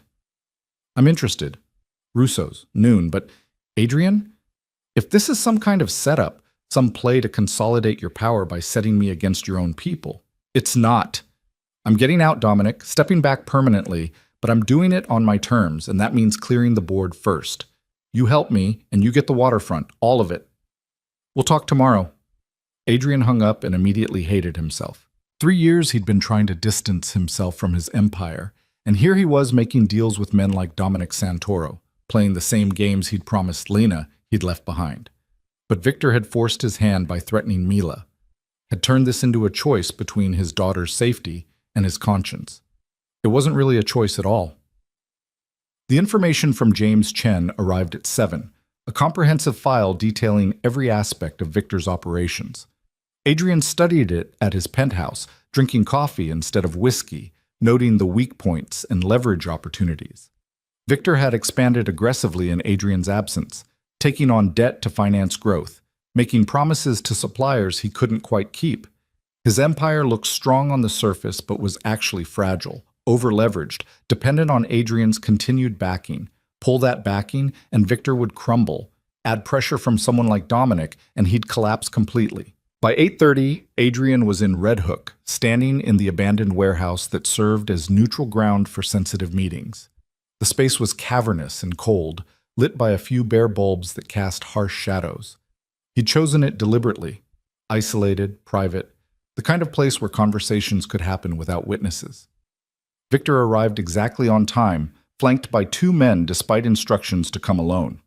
Thomas Kane, the enforcer who'd approached Lena, and another muscle named Rodriguez. Victor himself was in his 50s, gray-haired and lean, with the kind of quiet menace that came from decades of violence. Adrian, Victor's voice echoed in the empty space. You wanted to talk, so talk. I said come alone. And I decided that was a stupid idea. We both know you're unpredictable these days, distracted, so I brought insurance. Victor spread his hands. Now what's so urgent it couldn't wait? Adrian met his eyes directly. Thomas Kane approached my ex-wife yesterday, delivered a message about protecting family. Did he? Victor didn't even try to deny it. Can't control what my men do on their own time. We both know that's bullshit. You sent him. You wanted to remind me what's at stake if I continue stepping back from operations. Someone had to. You've been AWOL for 6 weeks, Adrian. Missing meetings, ignoring calls, letting our organization drift while you play house in Brooklyn. People are noticing. Rivals are circling. And I'm supposed to just accept that you're too busy being a daddy to protect what we built? The contempt in Victor's voice made Adrian's hands clench. What we built is mine. I brought you into this organization. I gave you territory and authority, and I can take it all back. Can you? Victor stepped closer, his men flanking him. Because from where I stand, you've gone soft, lost your edge. And in our world, soft men don't keep power. They lose it, usually violently. Is that a threat? It's a statement of fact. You want to step back, be a father, live a normal life? Fine. Beautiful. Noble, even. But you don't get to do that and keep your empire. You have to choose. And if you choose the kid, you better be ready to walk away from everything else, including the protection that power provides. There it was. The ultimatum Victor had been building toward. Choose the empire and maintain the fear that kept threats at bay, or choose Mila and become vulnerable, targetable, a man with obvious weakness that enemies could exploit. Except Victor had miscalculated in one crucial way. He thought Adrian still cared about the empire enough to choose it over everything else. Thought the threat to Mila would bring Adrian back into line, make him recommit to the business of violence and control. But Adrian had already made his choice. had made it the moment he saw Mila on the swing in the park, had confirmed it every Tuesday and Thursday and Saturday since. The empire was just infrastructure now, useful but not sacred, and infrastructure could be demolished when it no longer served its purpose. "You're right," Adrian said calmly. "I can't have both. So I'm choosing Mila. I'm choosing to be her father, which means I need to make sure my past doesn't contaminate her future." Noble speech. But Adrian, you can't just walk away. You know too much. You're too connected. The moment you're not protected by power, you become a liability, and liabilities get resolved permanently. Unless I resolve them first. The words hung in the cold air. Victor's expression shifted, understanding dawning. "You're making a move. Against me. That's what this is. Against the whole structure. I'm dismantling my organization, Victor, selling off territories, transferring operations, getting out completely, and you're not going to stop me." Victor laughed, harsh and disbelieving. "You think I'll just let you walk away? Let you tear down everything we built because you knocked up some woman and discovered paternal feelings? I think you don't have a choice." Adrian pulled out his phone, pulling up James Chen's file. "You're overextended, took on $7 million in debt to finance expansion, made promises to the Italians in Jersey about controlling the waterfront, promises you can't keep without my backing. And you've been skimming from the organization for the past 8 months, moving money into personal accounts, buying real estate under shell companies, building your own safety net because you knew I was pulling back." Victor's face hardened. "You've been investigating me. I've been protecting myself. And what I found is that you're vulnerable, exposed. One conversation with your creditors, one meeting with Dominic Santoro, and your entire operation collapses. You lose the territory, lose the income, and probably lose your life when the people you owe come collecting.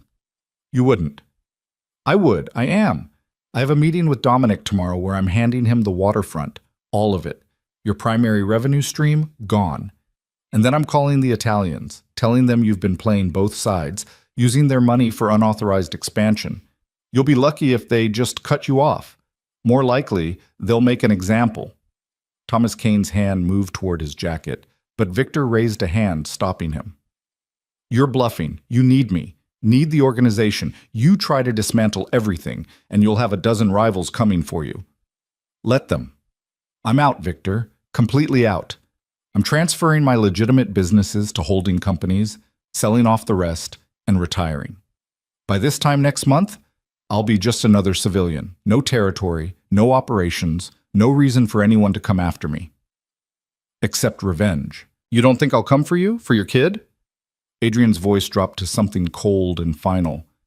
"If you or anyone working for you comes within 100 yards of my daughter, I will destroy you. Not professionally, personally. I will use every resource I have, every connection, every piece of leverage, and I will erase you from existence. That's not a threat, Victor. That's a promise." The two men stared at each other across the warehouse space, years of alliance curdling into opposition. Victor's hand twitched, and Adrian knew he was considering it, ordering Kane to pull a weapon, resolving this the old-fashioned way, eliminating the problem before it metastasized. But Adrian had been preparing for this, had positioned himself near the exit, had his own weapon easily accessible, had made sure people knew where he was and who he was meeting. Victor might be willing to kill him, but not here, not now, not with so many complications. "You're making a mistake," Victor said finally. "Walking away doesn't keep you safe. It makes you a target." "Maybe, but it also means I have nothing left to protect except my daughter, which makes me exponentially more dangerous than when I had an empire to worry about. You want to test that theory? Go ahead. But understand that the man you knew, the one who built this organization through calculated risks and strategic violence, he's gone. What's left is a father willing to burn down the world to protect his child. And that's a much scarier thing." Adrian turned and walked toward the exit, his back deliberately exposed, trusting that Victor's survival instincts would override his pride. He made it to the door before Victor spoke again. "You'll regret this. Maybe not today, maybe not next week, but eventually you'll regret choosing her over power." Adrian looked back over his shoulder. "The only thing I regret is not making this choice 4 years ago. Good night, Victor. Stay away from my family." He walked out into the February night, his heart pounding with adrenaline and fear, and something that might have been freedom. Behind him, The warehouse represented everything he was walking away from: the power, the fear, the empire built on violence and control. Ahead of him, somewhere in Brooklyn, his daughter slept peacefully, dreaming of jellyfish and dragons, blissfully unaware that her father had just declared war on his own past. The meeting with Dominic Santoro the next day was brief and businesslike. Adrian laid out the terms: the waterfront territory, the port operations, all of Victor's primary revenue streams transferred to Dominic in exchange for one simple guarantee: that Dominic would move aggressively against Victor, force him out completely, and ensure no one from the old organization ever approached Adrian or his family again. Dominic agreed immediately. He'd been looking for an opening into Manhattan, and Adrian was handing it to him gift-wrapped. The fact that it destroyed Victor in the process was just a bonus. "You really getting out?" Dominic asked as they stood to leave. "Completely?" "Completely. Never thought I'd see it." Adrian Cole, the man who built an empire from nothing, walking away to change diapers and attend PTA meetings. "She's 3. No diapers anymore. And it's preschool, not PTA." Dominic laughed. "Semantics. But Adrian, you know what they say. You can leave the life, but the life doesn't leave you. Someone will always remember what you were, what you did. Then I'll deal with it when it happens. But I'm done being that man proactively, done building power for its own sake, done prioritizing empire over everything else." "Must be some kid." "She is." Adrian allowed himself a small smile. "She really is." The next 48 hours passed in controlled chaos. Adrian met with lawyers, accountants, and business managers, initiating the process of dismantling his criminal empire and legitimizing what could be legitimized. He sold off properties, transferred operations, and began the complicated work of extracting himself from a world he'd inhabited for 15 years. The calls came as expected, associates demanding explanations, rivals sensing opportunity, former allies expressing concern or contempt in equal measure. Adrian handled each conversation with finality, making it clear he was out, done, finished. Some accepted it. Others threatened, but Adrian had already made his peace with the risks, had already decided that whatever came next was worth it for Tuesday afternoons with Mila. Monday morning arrived cold and bright. Adrian dressed carefully, not in his business suits, but in the casual clothes that had become his uniform for visits with his daughter. He was on his way to Lena's apartment, ready to report that the threat was handled, when his phone rang. "Marcus," his voice tight with urgency. "Sir, we have a situation. Victor called an emergency meeting of the territory managers. He's making a play trying to vote you out. Consolidate control while you're distracted." "Let him." Adrian kept walking. "I'm out anyway." "It doesn't matter." "Sir, you don't understand. He's telling people you've lost your mind, that you're a security risk because of your connection to a civilian woman and child. He's suggesting—" Marcus paused. "He's suggesting you need to be permanently removed before you compromise the organization." Adrian stopped walking. "He's putting a contract out." "Not yet. But he's building consensus. And sir, some of the managers are listening. They're scared of what happens if you really walk away, if the power structure collapses. They'd rather eliminate you and maintain stability than risk the chaos of transition." Adrian's mind raced. He'd expected Victor to resist, to fight back. But a contract, an actual hit put out by his own organization, that was escalation beyond calculation. That was Victor deciding that if he couldn't control Adrian, he'd remove him entirely. "Where's the meeting?" "The club in Midtown, 2 hours." "Cancel my other plans. I'm going." "Sir, is that wise? If Victor's building consensus against you, then I need to break that consensus before it solidifies. 2 hours, Marcus, make sure I'm on the agenda." Adrian hung up and immediately called Lena. She answered on the second ring, tension in her voice. "You said you'd fix this by Monday." "I'm fixing it, but there's been a complication. I need to handle one more meeting, and then it's done. I promise." "Adrian, I know what I promised, and I'm keeping it. But Lena, this is the last piece, the final move. After this, I'm out completely, and no one from my world will ever threaten you or Mila again." Silence. Then, "What time will you be done?" "By tonight. Can I come by? Explain everything?" "If you're alive to explain it." The words were meant as dark humor, but they landed with weight. Adrian swallowed hard. I'll be alive. I'll be there. 7 o'clock. 7 o'clock, Lena agreed. But Adrian, if something happens, nothing's going to happen. I promise.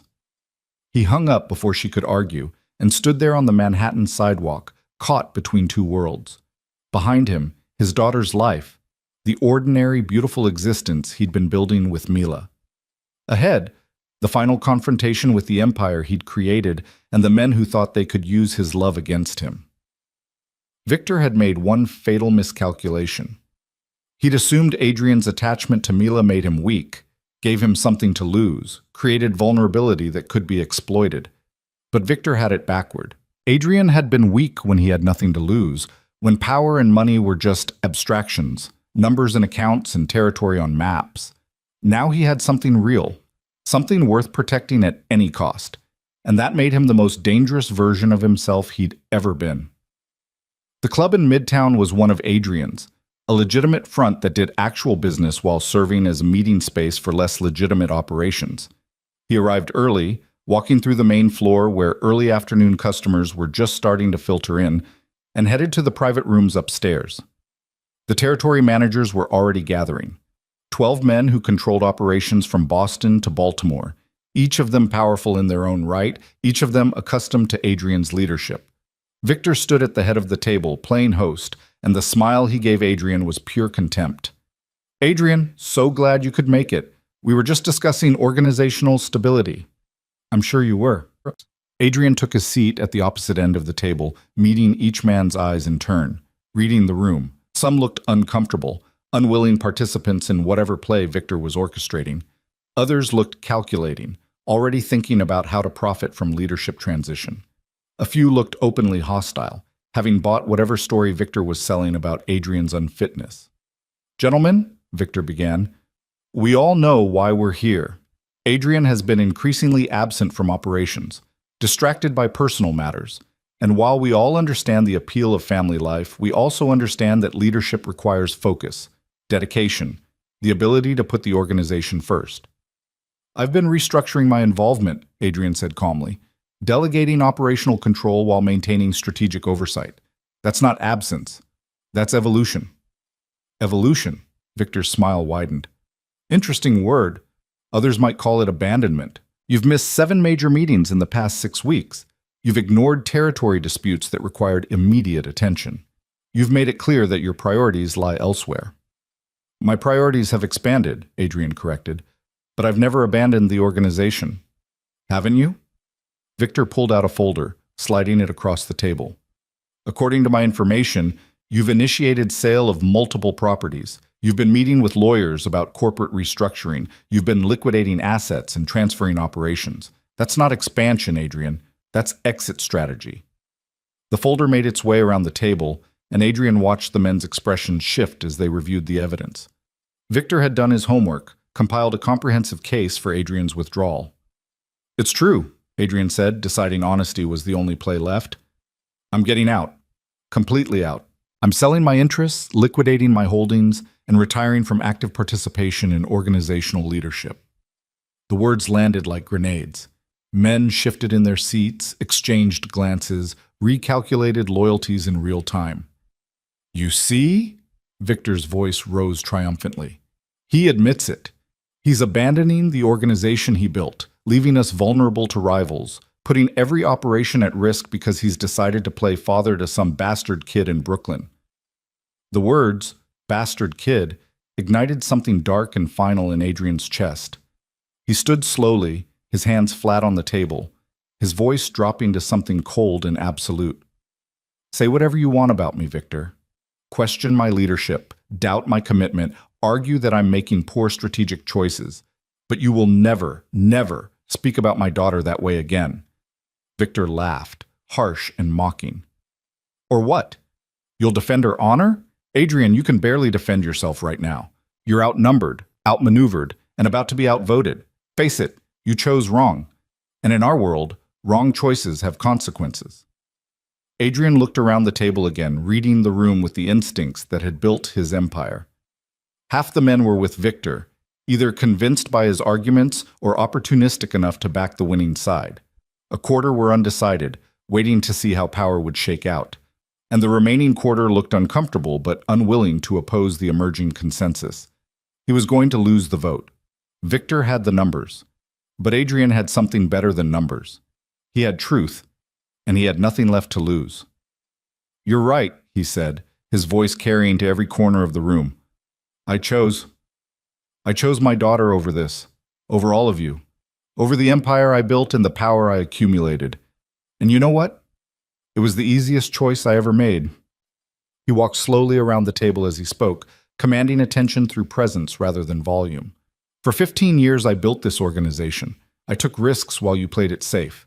I made the hard calls while you followed orders. I created the structure that made all of you rich and powerful. And yes, for the past 6 weeks I've been stepping back, because I discovered something more important than any of this." Adrian stopped behind his chair, hands gripping the leather. "I have a 3-year-old daughter. Her name is Mila. She likes dragons and dinosaurs and jellyfish. She's brave and kind and curious and perfect. And she deserves a father who's present, who shows up, who doesn't disappear into this world of violence and fear and constant calculation. So yes, Victor, I'm getting out. Not because I'm weak, but because I'm finally strong enough to want something better." "Touching," Victor sneered, "but irrelevant. You don't get to just walk away because you had an attack of conscience. You built this world. You're responsible for it, and you'll stay in it one way or another. Is that a threat? It's reality. You know too much. You're too connected. The moment you're no longer protected by position, you become a liability, and we all know how liabilities are handled." There it was. The contract spoken aloud. Victor wasn't just trying to remove Adrian from leadership. He was building justification for elimination. And from the looks on several faces around the table, he had support. Adrian had one card left to play, one final move that would either save his life or ensure Mila grew up without a father.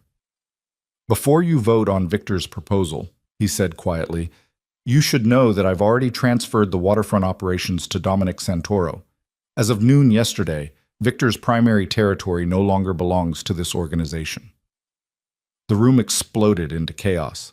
Men shouting questions, demanding explanations, turning on each other in confusion and anger. Victor's face went white, then red, his hands slamming down on the table. "You did what?"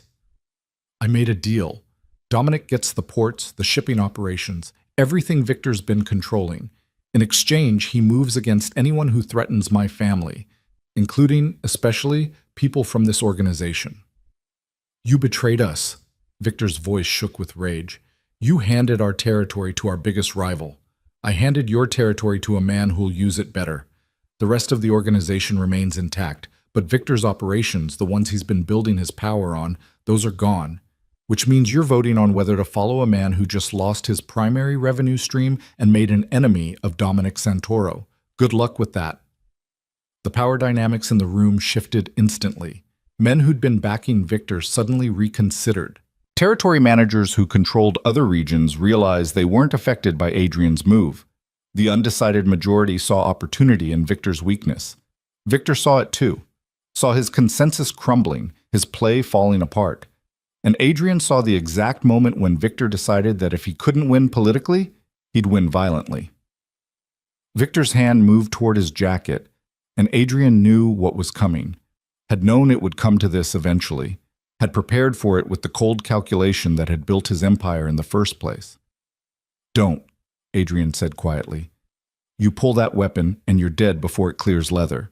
You threaten me in front of these witnesses, and you've just given them all reason to side against you. You've already lost, Victor. Accept it with whatever dignity you have left." Victor's hand froze, caught between pride and survival. The room held its breath. 12 territory managers watching two men who'd built an empire together now tearing it apart. Finally, slowly, Victor's hand moved away from his jacket. He straightened, his face a mask of fury and defeat. "This isn't over," he said. "Yes," Adrian replied. "It is. I'm out. You're finished. And the organization continues without either of us. Gentlemen," he addressed the room, "I'm formally resigning all positions, transferring my voting shares to be distributed among existing territory managers. I'll complete the legal paperwork by end of week, Who leads going forward is your decision, but I'm done. He walked toward the door, his back straight, refusing to show fear even though he knew he was more vulnerable in this moment than he'd ever been. One bullet, one knife, one man deciding to solve problems the old-fashioned way, and Mila would grow up without the father who'd finally learned to choose her. But he made it to the door, made it out into the hallway, made it down the stairs and out into the cold afternoon air. And only then did he allow himself to breathe, to feel the fear he'd been suppressing, to understand how close he'd come to dying in that room. His phone showed 6:15. He had 45 minutes to get to Brooklyn, to explain to Lena that it was over, that the threat was handled, that their daughter was safe. He started walking, then running, his breath clouding in the February air, racing toward the life he'd chosen over everything else. Adrian arrived at Lena's building at 7:03, his chest heaving from the sprint up 3 flights of stairs, his hands shaking with adrenaline that hadn't fully subsided. He knocked, trying to steady his breathing, trying to look like a man who had everything under control rather than someone who'd just walked away from his entire life. Lena opened the door with eyes that had been watching the clock. She took one look at his face and stepped aside without a word, letting him into the warm apartment that smelled like dinner and safety and everything his penthouse had never been. "Is she asleep?" Adrian asked, his voice rough. "Not yet. She wanted to wait up for you." Lena closed the door and leaned against it, arms crossed. "You look like hell." "I feel like hell, but it's done. It's over." "Tell me." So Adrian told her. Not everything. She didn't need to know about Victor's threats or how close he'd come to violence in that conference room. But enough. About dismantling his organization, about the deal with Dominic Santoro, about walking away from 15 years of building power because none of it mattered compared to Tuesday afternoons at the aquarium. Lena listened without interrupting, her expression shifting from skepticism to cautious belief. When he finished, she was quiet for a long moment. "You really did it," she said finally. "You actually walked away. I told you I would." "People say a lot of things, Adrian. You used to say a lot of things. Promises about changing, about prioritizing us, about being different, and then you'd choose the next deal, the next meeting, the next step toward building your empire. So forgive me for being surprised that this time you meant it." The words stung because they were true. Adrian had broken so many promises to Lena over the years that her doubt was earned, justified, practically required. He couldn't argue with her skepticism, could only prove through sustained action that something fundamental had shifted. "I understand," he said quietly. "And I know actions matter more than words. So I'm not asking you to believe me now. I'm just asking for the chance to keep proving it. Every Tuesday, every Thursday, every Saturday, until you see that this isn't temporary insanity or guilt-driven compensation. This is who I choose to be now." "Daddy!" Mila's voice called from her bedroom. "Is that you?" Adrian's expression softened immediately, all the tension draining from his shoulders at the sound of his daughter's voice. "Yeah, sweetheart, it's me." Small feet pattered down the hallway, and then Mila appeared in her pajamas, purple ones covered in stars, with Smokey the dragon under one arm and Rocky the triceratops under the other. Her dark hair was damp from a bath, her face scrubbed clean and shining. "You're late," she informed him seriously. "You said 7. "I know. I'm sorry. I got held up with work. It won't happen again." Mila considered this, her young face thoughtful. Then she held out Smokey. "Smokey says it's okay if you read an extra story to make up for being late." Adrian knelt down to her level, taking the offered dragon. "Smokey's very wise. What story does he want to hear?" "The one about the brave knight. You have to do all the voices." They settled onto the couch, Mila between Adrian and Lena, her small body warm and solid and real. Adrian read about knights and dragons and princesses who saved themselves, doing different voices for each character while Mila corrected his dragon impression and giggled at his attempt at a princess voice. Halfway through the 3rd story, Mila's eyes started drooping. She fought sleep with the same determination she brought to everything else. But eventually her head tilted against Adrian's arm, her breathing deepening into the soft rhythm of childhood dreams. "I should put her to bed," Lena whispered, starting to rise. "Can I?" Adrian heard the plea in his own voice. "Please. I want to." Lena studied his face, seeing something that made her nod. Her room is the second door. You remember the routine? Tell me. Tuck her in, make sure Smokey and Rocky are within reach, turn on her nightlight, the star-shaped one on the dresser, and kiss her forehead. She always says she doesn't need it, but she does. Adrian carefully lifted Mila, cradling her against his chest as he carried her down the hallway. She stirred slightly, mumbling something about dragons, then settled back into sleep. Her room was exactly as he remembered from his first visit. Purple walls, books everywhere, drawings taped up with proud abandon. The physical manifestation of a childhood he'd missed most of. He laid her gently in her race car bed, pulling the covers up and tucking them around her small frame. Smokey and Rocky went on either side of her pillow, guardians against nightmares. The star nightlight cast soft patterns across the ceiling when he turned it on. Constellations for a little girl who deserved the universe. Adrian stood there for a moment, just watching her sleep, her dark eyelashes against her cheeks, the rise and fall of her breathing, the complete trust and innocence in her relaxed features. This was his daughter, this small, perfect human being who had his eyes and his stubbornness and absolutely none of his damage. He leaned down and pressed a kiss to her forehead, breathing in the scent of strawberry shampoo and childhood. "I love you," he whispered, the words feeling both natural and terrifying. "I'm going to be here, I promise. For every story, every tantrum, every scraped knee and bad dream and perfect moment. I'm choosing you, Mila. Every single day, I'm choosing you." She didn't wake, didn't hear the vow, but Adrian felt the weight of it settle over him like armor, like purpose, like the most important commitment he'd ever make. When he returned to the living room, Lena had made tea. She handed him a cup and sat in the armchair, leaving the couch to him, maintaining physical distance even as the emotional walls between them showed hairline cracks. "She adores you," Lena said quietly. "Talks about you constantly. Daddy said this, Daddy did that, Daddy's going to take me here." It's sweet and terrifying simultaneously. Terrifying?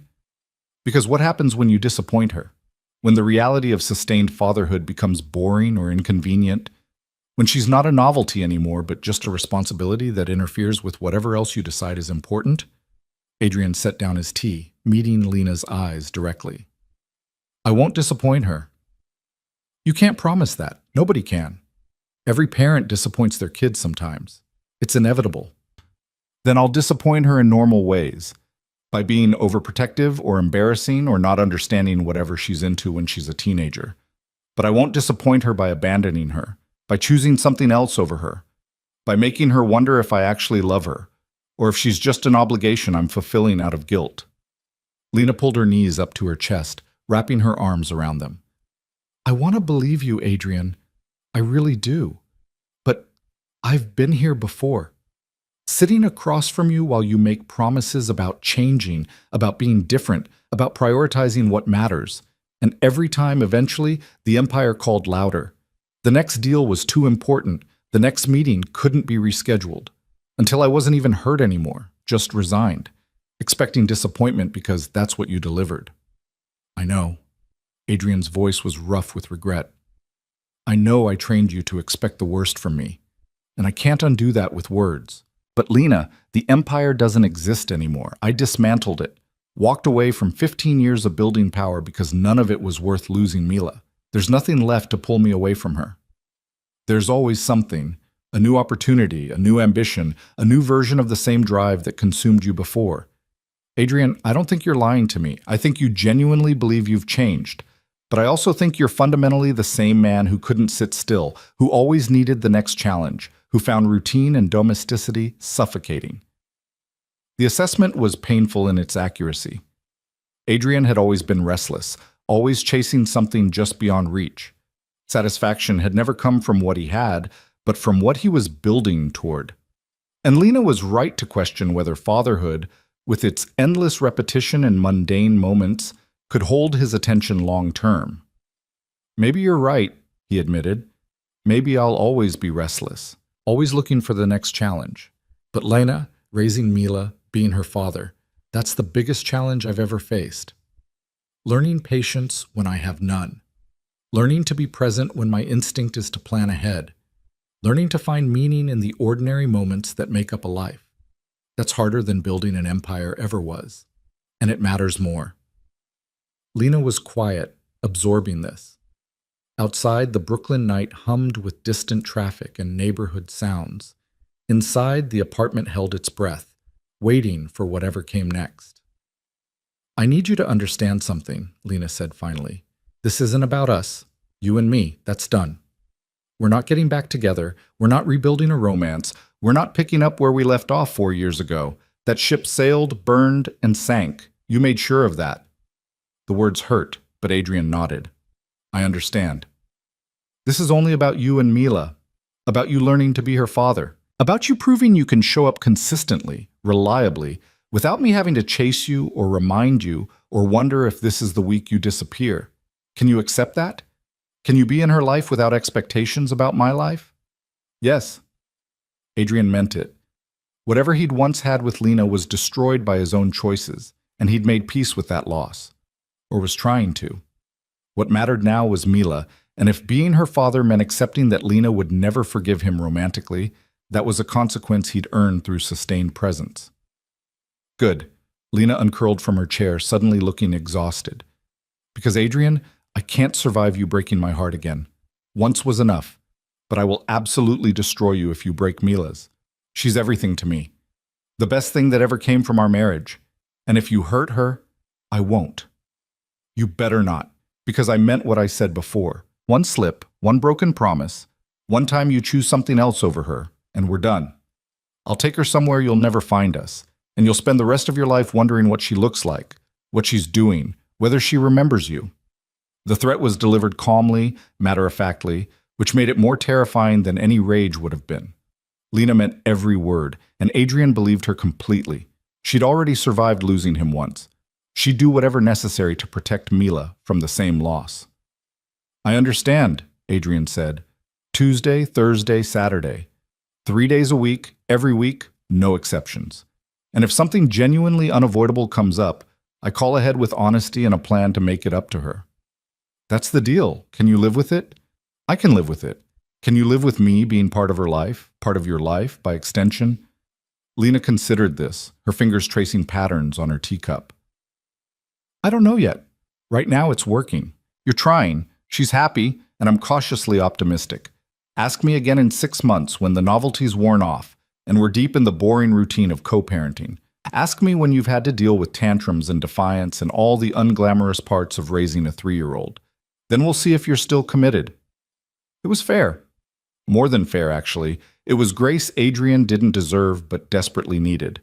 He stood, recognizing that he'd stayed as long as appropriate, that pushing for more would undermine the fragile trust they were building.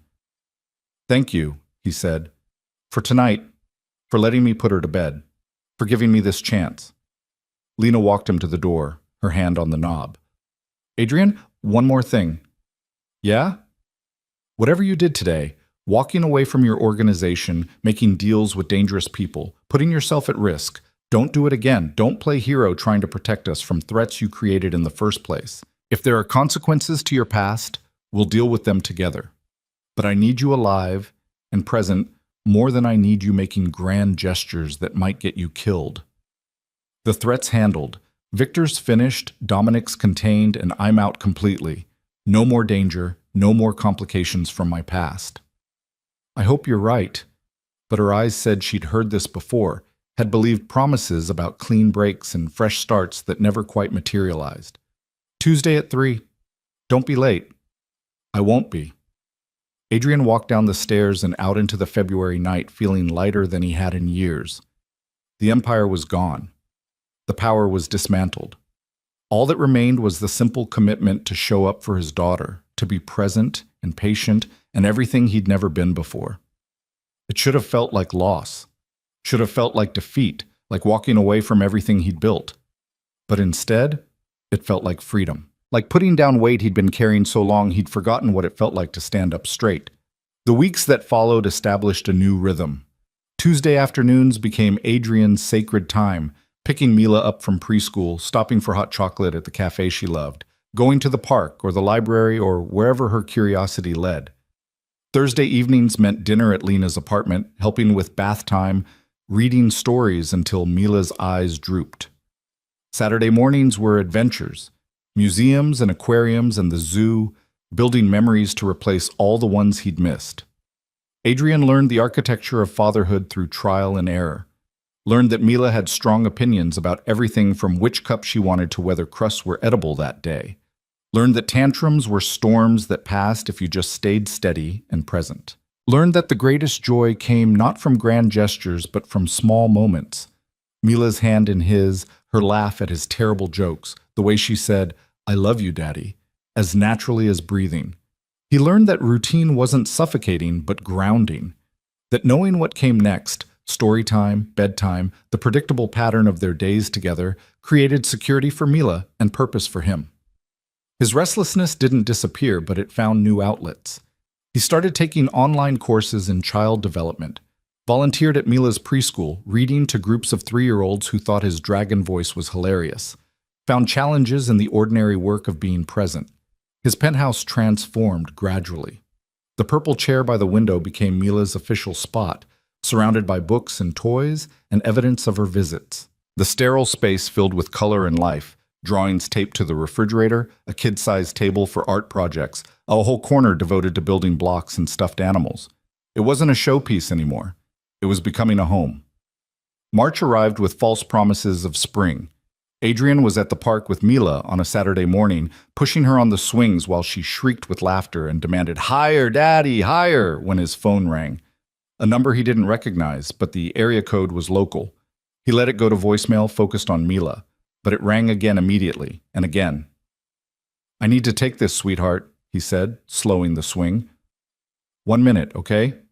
Mila nodded, already distracted by another child on the monkey bars. Adrian stepped away, answering with caution. "Hello? Adrian Cole?" The voice was unfamiliar, professional, controlled. "My name is Detective Sarah Martinez with the NYPD. I need to speak with you about Victor Reyes." Adrian's blood went cold. "What about him?" "He was found dead this morning, apparent suicide. But there are some irregularities we're investigating, and your name came up in his personal effects. I'd like to ask you some questions. Are you available to come to the precinct?" The world tilted. Victor was dead. Suicide, which in their world usually meant execution stage to look like suicide, which meant someone had decided Victor was too much of a liability to keep breathing. Dominic, probably, tying up loose ends. Or one of the other territory managers, consolidating power in the vacuum Adrian had created. "I'm with my daughter," Adrian said, his voice carefully neutral. "Can this wait until Monday?" "Monday's fine. But Mr. Cole, I should mention, we're talking to everyone who had business dealings with Mr. Reyes. This is routine inquiry. You're not a suspect. But if you had any information about his state of mind recently, any indication he might have been planning this—" "I hadn't spoken to him in weeks," Adrian lied smoothly. "We had a business relationship years ago, but I've been out of that world for a while now.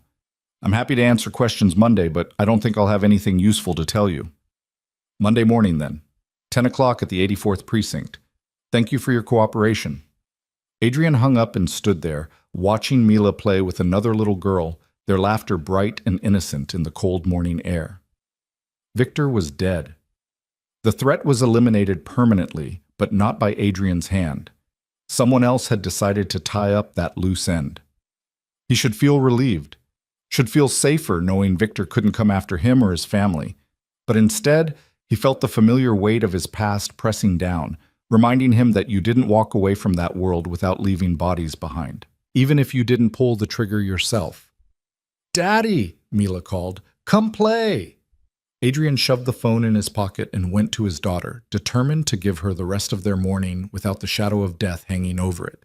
But in the back of his mind, he was already planning, already thinking about what to tell the detective, how to navigate this final complication from a life he'd tried to leave behind. That evening, he told Lena about the call. They were in her kitchen after dinner, Mila playing in her room, and Adrian needed someone to know what was happening in case things went wrong. Lena's face went pale. "They think you were involved?" "They think I might have information. It's routine inquiry into a suspicious death of someone I had business connections with.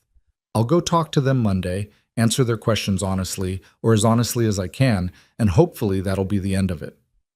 And if it's not, then I deal with it. But Lena, I didn't kill Victor. Didn't order it, didn't arrange it, didn't have anything to do with it. My only involvement was walking away from the organization he was part of. If someone else decided he was a problem that needed solving, that's not on me. Legally, maybe. Morally? Lena's eyes were hard. You set things in motion, Adrian. You handed territory to Dominic Santoro knowing what kind of man he is. You created the conditions that led to Victor's death, even if you didn't pull the trigger. I know. Adrian's voice was quiet. I know I'm responsible, at least partially. But what was I supposed to do? Let Victor threaten you and Mila? Let him use you as leverage to keep me in line? I made the choice I had to make, the only choice I could live with. Lena was quiet for a long moment, her fingers drumming on the counter. This is what I was afraid of, that your past would keep reaching forward, keep contaminating everything. That there'd always be one more complication, one more threat, one more piece of your old life refusing to stay buried. This is the last one. I promise. You can't promise that. You can't control what your past does. All those people you hurt, all those enemies you made, all those deals that went wrong, they don't disappear just because you decided to be a better man. They're still out there, still remembering, still potentially coming for you. Adrian wanted to argue, but he couldn't. She was right. He'd spent 15 years making enemies and burning bridges and doing things that left scars. Walking away didn't erase any of it, didn't make him clean or safe or truly free from consequences. Then I'll deal with whatever comes, he said finally. I'll handle it without putting you or Mila at risk. I'll do whatever I have to do to keep you safe. Don't make promises you can't keep. I'm not. I'm making a commitment. There's a difference. Monday morning arrived gray and threatening rain. Adrian dressed in one of his old suits, the armor of his previous life, and took the subway to the 84th precinct. The building was institutional and impersonal, exactly what he expected. Detective Martinez met him in a windowless interview room, her expression professionally neutral. She was in her 40s with sharp eyes and the kind of presence that came from years of dealing with people who lied for a living. Adrian recognized a formidable opponent when he saw one. Thank you for coming in, Mr. Cole, she gestured to a chair. As I mentioned on the phone, this is just routine inquiry. Victor Reyes died Friday morning, apparent suicide. But we're talking to people who knew him, building a picture of his state of mind. I'm happy to help however I can. How long did you know Mr. Reyes? About 12 years. We had business dealings in import-export and real estate development. And when did you last see him? Adrian had prepared for this, had his story straight. About 2 months ago, early February. We had a disagreement about business direction, and I decided to exit our shared ventures. We weren't on good terms when we parted. What kind of disagreement? I wanted to focus on legitimate business. Victor preferred a more aggressive, risk-tolerant approach. We couldn't reconcile our differences, so I sold my interests and walked away. Detective Martinez made notes, her expression giving nothing away. And you haven't spoken to him since? Not directly, no. But indirectly? Adrian hesitated, choosing his words carefully. I heard through mutual associates that he was unhappy with my decision to exit, that he felt I was abandoning ventures we'd built together, but we had no direct communication. Were you aware he was having financial difficulties? I'd heard rumors. Real estate's been volatile lately. A lot of developers are over-leveraged. Mr. Cole, I'm going to be direct with you. Detective Martinez set down her pen and looked at him directly. Victor Reyes was found in his office with a gunshot wound to the head, positioned to look like suicide, but our forensics team found some inconsistencies. Angle of entry, powder residue patterns, position of the body. Small things that suggest maybe it wasn't self-inflicted. Adrian's expression didn't change, but his mind raced. You're saying he was murdered. I'm saying we're investigating all possibilities. And in our investigation, we've discovered that several of Mr. Reyes's business associates have also died under suspicious circumstances in the past 2 months. Accidents, apparent suicides, one unsolved homicide, all of them connected to the same network of import-export and real estate ventures you just described exiting. I wasn't aware of that. Weren't you? Her eyes were sharp, assessing. Because from where we're sitting, it looks like someone's cleaning house, eliminating people connected to certain business operations. And you, Mr. Cole, walked away from those same operations right before the bodies started dropping. That's an interesting coincidence. Adrian met her gaze steadily. Detective, I understand how it might look, but I exited those business ventures because I wanted to focus on my family. I have a 3-year-old daughter I'm building a relationship with. That's my priority now, not real estate deals or import-export logistics. That's very noble, but it doesn't explain why everyone you used to work with is suddenly dying. Maybe they made enemies I didn't. Maybe their business practices caught up with them. I can't speak to what happened after I left. Detective Martinez leaned back in her chair, studying him. You know what I think, Mr. Cole? I think you're telling me a version of the truth. Maybe you didn't pull any triggers yourself. Maybe you really are trying to be a better man for your daughter. But I also think you know exactly what kind of businesses you were involved in, what kind of people Victor Reyes associated with. And I think you made some strategic moves before walking away, moves that set other people in motion. Adrian said nothing. Anything he said could only make things worse. Here's the thing, she continued. I can't prove you did anything illegal. Can't even prove you had knowledge of illegal activity. Your business filings are clean. Your corporate structures are legitimate. On paper, you're just a successful entrepreneur who decided to retire and focus on family. But Mr. Cole, if bodies keep dropping, if people connected to your old business ventures keep dying, I'm going to keep coming back to you, because coincidences only stretch so far. I understand. Bis. Do you? Because from where I'm sitting, you're either the luckiest man in New York or you're very good at keeping your hands clean while other people get them dirty. Either way, I'll be watching. If your name comes up in connection with another death, another suspicious accident, another apparent suicide, we're going to have a much longer conversation, in a much less friendly setting. It was a warning, clear and direct. Adrian nodded acknowledgement. I appreciate your candor, Detective, and I promise you, I'm not involved in whatever's happening. I walked away from that world. I'm building a different life now. Then I hope for your daughter's sake that world lets you stay walked away. She stood, indicating the interview was over. Thank you for coming in. If you think of anything that might help our investigation, please call. Adrian left the precinct feeling the weight of his past pressing down harder than ever. Victor was dead, and the detective was right. It was probably Dominic Santoro cleaning house, eliminating potential threats and consolidating power. Adrian had set those events in motion by handing Dominic the territory and walking away. The blood on Dominic's hands might as well be on his, too. He took the subway back to Brooklyn, arriving at Lena's apartment earlier than planned. She opened the door with Mila on her hip, both of them surprised to see him. How did it go? Lena asked, setting Mila down. About as expected. They're investigating Victor's death as suspicious. The detective made it clear she thinks I'm connected, even if she can't prove it. But for now, I'm clear. For now. For now. Adrian knelt down to Mila's level, forcing a smile. Hey, sweetheart. Want to go to the park? Mila's face lit up. Yes. Can we feed the ducks? We can feed the ducks. Go get your coat. She ran off, leaving Adrian and Lena alone in the doorway. Lena's expression was troubled, her arms crossed protectively. This isn't over, is it? She said quietly. I don't know. Maybe. Maybe Detective Martinez was just letting me know she's watching, and as long as nothing else happens, she'll leave me alone. Or maybe this is the beginning of a much bigger problem.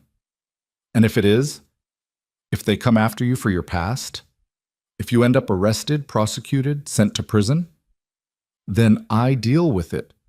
But Lena, I swear to you, I will do everything in my power to keep you and Mila out of it.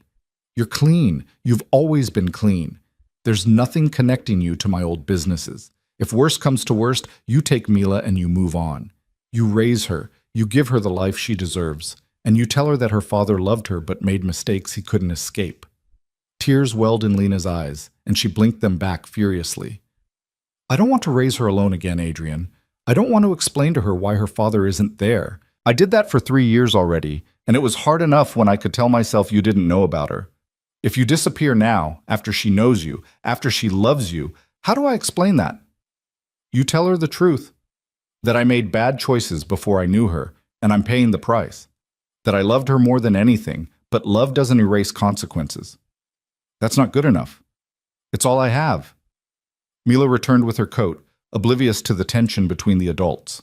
Adrian stood, taking her small hand in his, and looked at Lena with everything he couldn't say. All the apologies and regrets and desperate hopes that somehow, impossibly, his past would stay buried long enough for him to build something good with his daughter. Lena nodded once, sharp and reluctant, giving permission for the park visit, even though her eyes said she was already preparing for the worst. Adrian walked out into the cold afternoon holding his daughter's hand, trying not to think about how many more times he'd get to do this before his past caught up with him completely. Trying not to count the remaining Tuesday afternoons and Thursday evenings and Saturday mornings before something shattered this fragile piece he'd built. At the park, Mila fed the ducks with bread they'd bought from the corner store, her laughter bright and clear as the birds crowded around her feet. Adrian watched her, memorizing every detail, banking moments against future loss. "Daddy," Mila said, looking up at him with those gray-blue eyes that were mirrors of his own. "Are you sad?" "No, sweetheart. I'm happy. Happy to be here with you." "Then why do you look sad?" "Because your father is haunted by the man he used to be. Because the world he left behind is catching up with him. Because he's terrified of losing you when he just found you." "Just thinking," Adrian said, forcing a smile, "about how lucky I am to have you." Mila considered this, then held out a piece of bread. "You can feed the ducks, too. It makes people happy." So Adrian fed the ducks, his daughter beside him, and tried to believe that the simple act of showing up, day after day, moment after moment, consistently and completely, would somehow be enough to outweigh all the darkness he'd accumulated in a life lived wrong. The ducks ate the bread, the afternoon stretched toward evening, and Mila's hand stayed warm in his. For now, that had to be enough. Whatever came next, whatever consequences his past demanded, he had this moment, this perfect ordinary afternoon in a Brooklyn park with his daughter, and he'd take whatever moments he could get.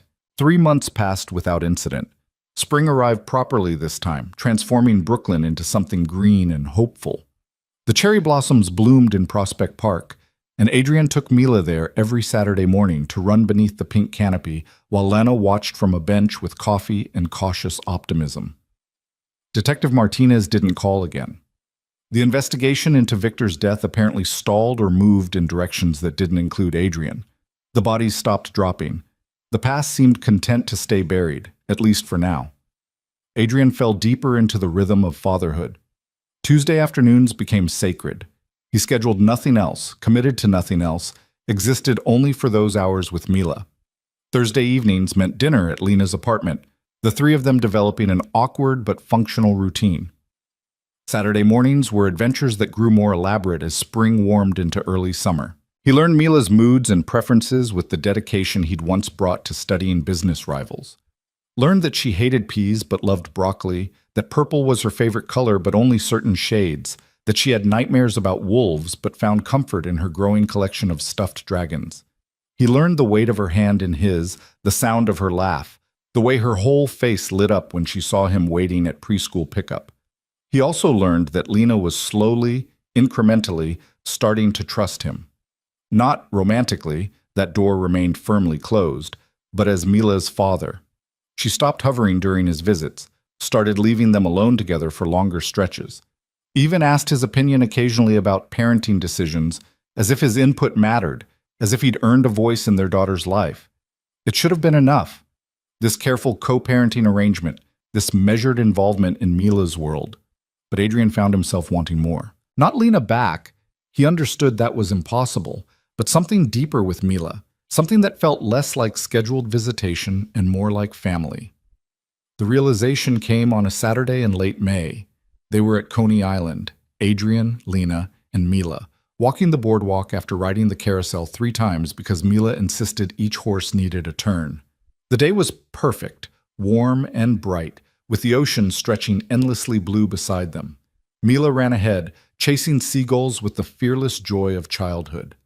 Lena walked beside Adrian, ice cream melting down her hand, looking younger and happier than he'd seen her in years. She's growing up so fast, Lena said, watching their daughter. Sometimes I look at her and can't believe she's the same baby I brought home from the hospital, that tiny, serious infant who watched everything with your eyes. I missed so much of it. The regret in Adrian's voice was bottomless. First steps, first words, first everything. I can never get that back. No, Lena agreed. But you're here for everything that comes next. First day of kindergarten, first lost tooth, first heartbreak, all the moments that haven't happened yet. That has to count for something. It did count. Counted for everything, actually, but Adrian still felt the weight of those missing years, the ghost of the father he should have been haunting the father he was trying to become. Lena, he said carefully, I want to ask you something, and I need you to really consider it, not just dismiss it out of hand. She tensed slightly. What? I want more time with Mila, not instead of our current schedule, in addition to it. I want overnights, weekends at my place. I want her to have a room in my apartment that's actually hers, not just a corner with toys. I want to be more than the fun dad who shows up 3 times a week. Lena stopped walking, turning to face him with an expression he couldn't quite read. Adrian, I know it's a lot to ask.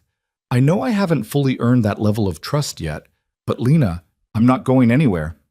This isn't temporary insanity or guilt-driven obligation. This is my life now. Mila is my life now. And I want to be a real father to her, not just a visitor in her world. You are a real father to her. 3 days a week, scheduled visitation. That's not the same as actually living it. I want bedtime routines and lazy Sunday mornings. I want to be there when she has nightmares, not just hear about them secondhand the next day. I want the boring parts and the hard parts and all the unglamorous reality of raising a child. Lena studied his face for a long moment while Mila's laughter carried on the ocean breeze. This is about more than just time with Mila, isn't it? What do you mean? You're trying to build something. Not just a relationship with your daughter, but a whole new identity. The man who left his empire behind and found redemption through fatherhood. The success story of transformation. And you need more access to Mila to make that story complete. The words stung because they held truth Adrian didn't want to examine too closely. Maybe that's part of it, he admitted. Maybe I am trying to prove something, to myself, to you, to whoever's keeping score of my attempts at being better. But does that make the wanting less real? Does it invalidate the fact that I love her and want to be present for her life? No. Lena's voice softened. But it means I have to be careful. Have to protect her from becoming a prop in your redemption arc. She's a person, Adrian. A complicated, growing, developing human being who needs consistency and stability, and parents who show up because they love her, not because she makes them feel like better people. She does make me feel like a better person, but that's not why I show up. I show up because Tuesday afternoon feels wrong without her. Because Thursday evening is incomplete until I see her face. Because Saturday mornings have meaning they never did before. I show up because not showing up is unthinkable. Mila ran back to them, holding a shell she'd found. Look, Daddy, it's shaped like a heart. Adrian knelt down, examining the shell with appropriate reverence. It's beautiful, sweetheart. Should we keep it? Yes. I'm going to put it in my treasure box with the special rocks and the feather from the park. She ran off again, and Adrian stood, finding Lena watching him with an expression that might have been the beginning of belief. One overnight, she said finally. Next Saturday. You pick her up Saturday morning, keep her until Sunday afternoon. We'll see how it goes. Relief and terror washed over Adrian simultaneously. Thank you. Don't thank me yet. Thank me if she comes home happy and well-rested and excited to do it again. But Adrian, if you're not ready for this, if you realize overnight that the reality of solo parenting is harder than you imagined, tell me. Don't fake it. Don't pretend everything's fine when you're overwhelmed. I'd rather know the truth than have you soldier through something you can't sustain. I can sustain it. We'll see. The week leading up to that first overnight, Adrian transformed his penthouse with manic energy. Mila's corner expanded into a full bedroom, painted purple at her insistence, with glow-in-the-dark stars on the ceiling and shelves for her growing collection of books and dragons. He installed a nightlight shaped like a castle, bought sheets covered in dinosaurs, filled a toy chest with carefully selected items that would keep a 3-year-old entertained. He also panicked, called Lena 3 times with questions about routines and preferences and what to do if Mila woke up scared in the middle of the night. Googled first overnight with preschooler and read 17 articles about making the transition easier. Made lists of activities and backup activities and emergency backup activities in case everything else failed. "You're overthinking this," Lena said when he called for the 4th time. "Just be present, play with her, feed her reasonably healthy food, make sure she brushes her teeth. She's not expecting perfection, Adrian. She's 3. She's expecting you to show up and pay attention to her. That's it." Saturday morning arrived sunny and warm. Adrian was at Lena's apartment at 9, a full hour before the agreed pickup time, unable to sit still in his penthouse waiting. Mila answered the door, already dressed in her favorite purple dress, her small backpack stuffed with Smokey the Dragon and Rocky the Triceratops and apparently half her bedroom. "I'm ready," she announced. "I packed everything myself." Lena appeared behind her, holding a much smaller bag. This is what she actually needs. The backpack is just comfort items. And Adrian, she handed him a piece of paper. Her schedule? Approximate meal times, when she usually naps, bedtime routine. You don't have to follow it exactly, but it helps to have structure. Adrian took the paper like it was a sacred text. "Got it. Structure, routine, pay attention. And call me if you need anything at all. I don't care what time it is." "We'll be fine," Adrian said, trying to project confidence he didn't entirely feel. "Right, Mila? We're going to have the best adventure." Mila took his hand, bouncing with excitement. "Can we have pancakes for breakfast?" "We can have pancakes for every meal if you want." "Adrian," Lena's voice held warning. "Kidding. Mostly kidding. Pancakes for breakfast, something with vegetables for lunch, and we'll see about dinner." They said goodbye to Lena, who hugged Mila maybe 3 seconds longer than necessary, her eyes meeting Adrian's over their daughter's head with a look that said everything would be fine, but also if anything went wrong, she'd know exactly who to blame. The subway ride to Manhattan was an adventure in itself. Mila pressed her face against the window, narrating everything she saw, asking questions about where people were going and why the train went underground and whether dragons could ride the subway if they were very polite. Adrian answered every question, held her hand tighter when the train lurched, and felt something in his chest expand with each block they traveled together. His penthouse, her penthouse now, at least partially, greeted them with morning light streaming through floor-to-ceiling windows. Mila's eyes went wide, taking in the view, the space, the purple bedroom that was all hers. "It's so high up!" She ran to the window, pressing her hands against the glass. "I can see everything. Daddy, look, there's a tiny car and tiny people, and everything's tiny from up here." Adrian joined her at the window, seeing his city through her eyes. Not territories to control or assets to manage, but a vast playground of possibility. Buildings reaching toward the sky like the towers in her storybooks. Streets winding like rivers through canyons of stone and steel. A world that existed not to be conquered, but to be explored. They made pancakes together. Or rather, Adrian made pancakes while Mila helped by adding chocolate chips in quantities that violated every nutrition guideline Lena had left. The kitchen ended up covered in batter and laughter, and Adrian discovered that cleaning syrup off a 3-year-old's face required patience and wet wipes, and accepting that some stickiness was just part of the experience. The day unfolded in perfect moments strung together. They went to Central Park and fed ducks and played on the playground until Mila was breathless and grass-stained. They had lunch at a cafe where Mila charmed the waiter into bringing her extra strawberries. They went to a bookstore and Mila picked out 3 new stories about dragons and brave children and magical adventures. Back at the penthouse, Mila was starting to fade. Adrian suggested quiet time, and she curled up on the couch with Smokey while he read her new books, doing all the voices, getting better at the dragon impression that she'd been coaching him on for months. Halfway through the 3rd book, she fell asleep. Just slipped into dreams mid-sentence, her small body going heavy against his side. Adrian sat there holding her, afraid to move and wake her, content to just exist in this moment of complete peace. This was fatherhood. Not the grand gestures or expensive gifts or orchestrated adventures. This, holding your sleeping child while the afternoon stretched golden through the windows. Being trusted enough to be boring, to be routine, to be the steady presence in her world. He carried her to her new bedroom when his arm went numb, laying her gently in the dinosaur-sheeted bed. She stirred slightly, mumbling something about purple dragons, then settled back into sleep. Adrian stood there watching her breathe, overcome by the weight of responsibility and love and terror that something might happen to her, that he might fail her, that the universe might somehow take her away. She woke an hour later, disoriented at first, then delighted to remember she was at Daddy's house for a whole sleepover. They had dinner, chicken and vegetables that Mila picked at while negotiating for dessert. They took a bath, which turned into a 40-minute adventure involving every bath toy Adrian had purchased and a flooded bathroom floor. They read more stories, Mila, in her new pajamas, fresh and clean and smelling like the lavender soap Lena had packed. "Daddy?" Mila said as he tucked her in, making sure Smokey and Rocky were positioned just right.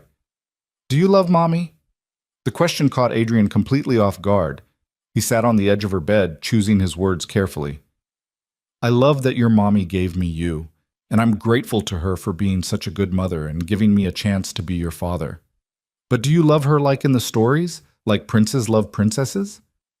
Your mommy and I loved each other a long time ago, but sometimes grown-ups stop loving each other that way. It doesn't mean we don't care about each other. We both love you more than anything. That's what matters." Mila considered this, her young face serious in the nightlight's glow. "Jacob's parents got divorced. He has 2 houses now. Is that what we have?" "Sort of. You have Mommy's house in Brooklyn and my house here. And you're loved in both places. You're the luckiest girl in the world because you have 2 homes and so many people who love you. Will you always be here, in this house?" "I'll always be wherever you need me to be." "Promise?" The word hung between them, weighted with every promise Adrian had ever broken, every commitment he'd failed to honor. But looking at his daughter's trusting face, he made the promise anyway.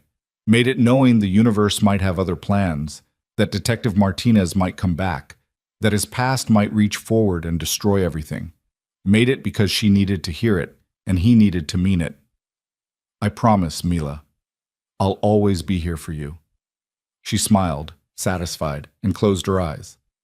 Adrian waited until her breathing deepened, then kissed her forehead and turned on the star-shaped nightlight. He left the door cracked open so he could hear if she called for him, then collapsed on his couch, feeling like he'd run a marathon. One day.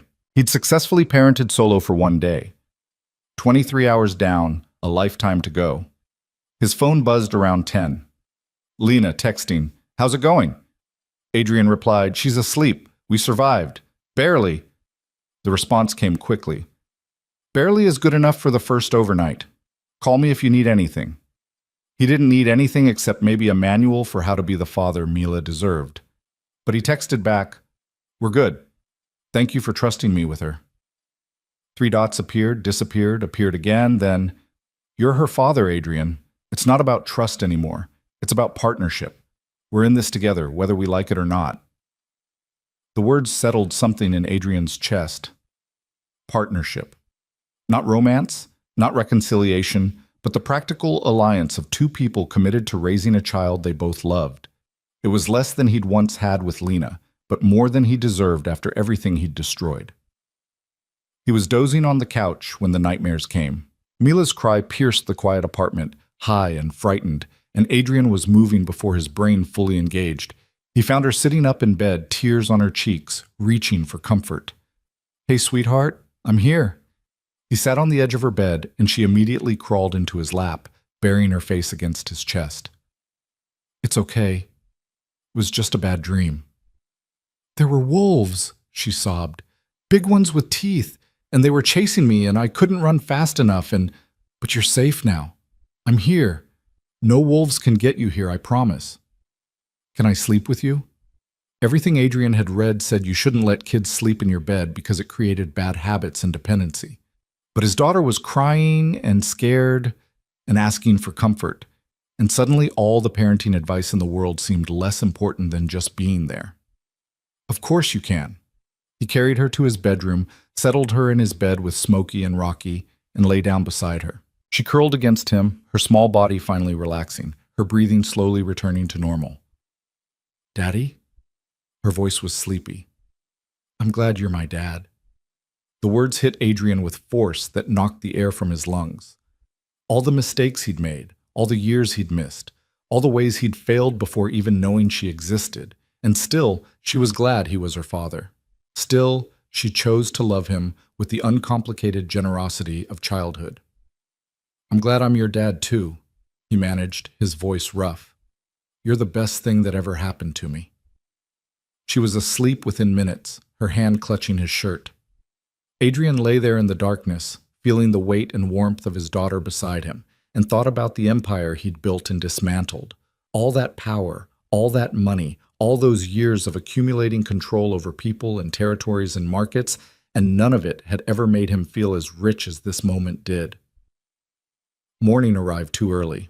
Mila woke up energized and demanding pancakes again, apparently having decided this was the official breakfast of Daddy's house. They made them together, the kitchen once again becoming a disaster zone of flour and chocolate chips and laughter. After breakfast, they went to the Museum of Natural History. Mila wanted to see the dinosaurs again, wanted to show her new stuffed dinosaur Rocky what his ancestors looked like.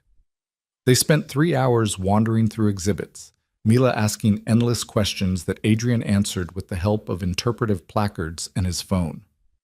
Lunch was pizza in the park, sitting on a bench while Mila fed crusts to pigeons, despite Adrian's protests about feeding wildlife. The afternoon was lazy and perfect, coloring at the penthouse, building block towers for the express purpose of knocking them down, reading stories until both of them were yawning. By the time they headed back to Brooklyn Sunday afternoon, Adrian was exhausted and happier than he could remember being in years. Mila chattered the whole subway ride about everything they'd done, everything she'd seen, everything she wanted to do next time. Next time. The words were casual from her mouth, but landed like promises in Adrian's heart. Lena met them at her apartment door, searching Mila's face for signs of distress or neglect. But Mila just launched into an enthusiastic recap of their adventures, dragging Lena by the hand to show her the new books and tell her about the chocolate chip pancakes and the wolves in the nightmare and how Daddy made them go away. "She okay?" Lena asked Adrian quietly while Mila was in her room putting Rocky back in his proper place. "She was great. We were great. It was—" Adrian paused, trying to find words for something too big for language. "It was everything I didn't know I needed." Lena's expression softened. "You look exhausted." I am. How do you do this every single day? You get used to it, the exhaustion becomes normal, and the joy makes it worth it." "It really does." Adrian looked at Lena directly. "Thank you for giving me this chance, for trusting me with her overnight, for everything you're doing to help me learn how to be her father." "You're doing the work, Adrian. I'm just—" She paused, choosing words. "I'm just trying to get out of your way and let you. Trying to accept that maybe you really have changed, that maybe you really can be the father she deserves. I'm trying. Every day I'm trying."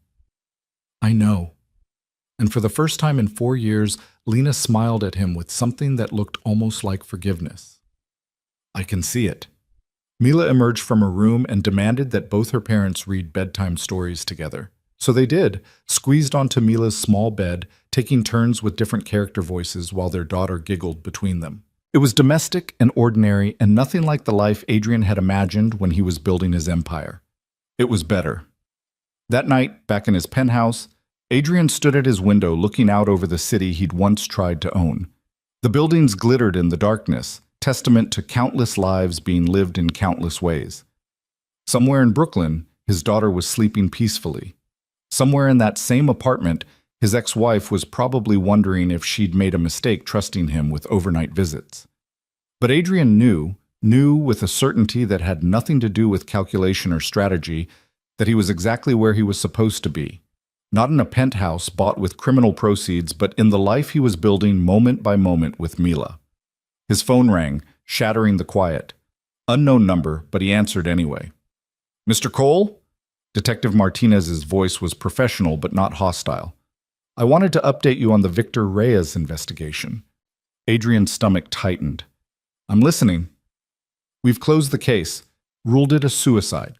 Turns out Mr. Reyes was facing significant financial pressure, had made some enemies in his business dealings, and left a note we didn't find initially.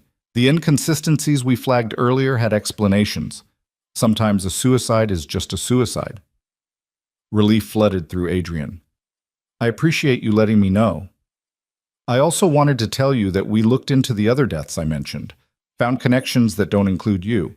Seems like Mr. Reyes was involved in some business ventures that created their own problems. You were smart to get out when you did. I got out for my daughter, not because I saw problems coming. Maybe. But either way, Mr. Cole, you're clear. Our investigation no longer has any interest in you. You're free to live your life. The words settled over Adrian like absolution he didn't quite deserve, but desperately needed. Thank you, Detective. Set. Take care of that little girl. Based on what I've seen, she's the only reason you're not in handcuffs right now. Not because you did anything illegal we could prove, but because you walked away before you got in too deep. She saved you. Remember that. The call ended, leaving Adrian alone with his city view and the weight of truth. Mila had saved him. From a life that would have ended in prison or violence, or the kind of emptiness that came from having everything and valuing nothing. She'd given him a reason to want something better, to be something better, and he'd spend the rest of his life proving worthy of that gift. The months that followed established a new normal. Overnight visits became regular, every other weekend, then every weekend as Mila grew comfortable splitting time between two homes.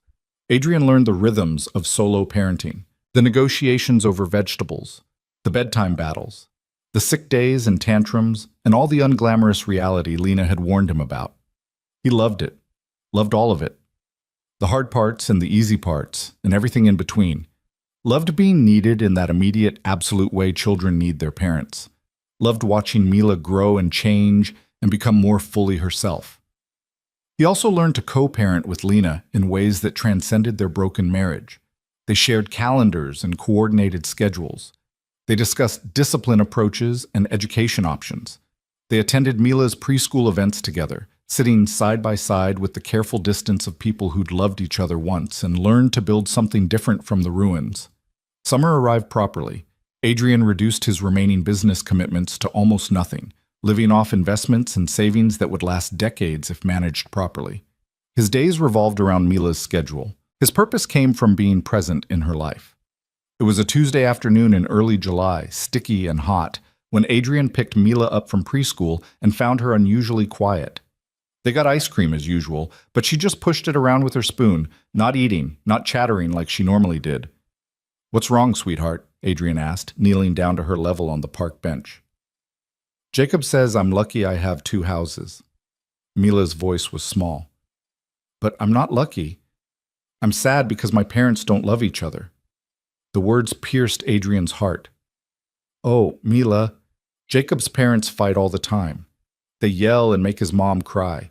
And he says at least my parents are nice to each other even if they don't live together.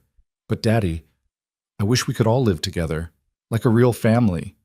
Adrian pulled her into his lap, holding her tight. "We are a real family, sweetheart. Just because your mom and I live in different houses doesn't make us any less your family. We both love you so much. That's what makes us family." "But you don't love each other." "Your mom and I loved each other once. We made mistakes that meant we couldn't stay married. But the best thing we ever did was make you. And we'll always be connected through you. Always be on the same team when it comes to what's best for you." Mila was quiet, processing this. Then, "Do you wish you could marry Mommy again?" The question was loaded with impossible hope. Adrian thought about Lena, about the woman she'd been when they married and the stronger, wiser woman she'd become in the years since, about the companionship they were building as co-parents and whether it could ever transform into something more. "I wish I'd made better choices when we were married," Adrian said carefully. "I wish I'd chosen your mom and our family over my work. But I can't change the past, Mila. I can only try to be better now.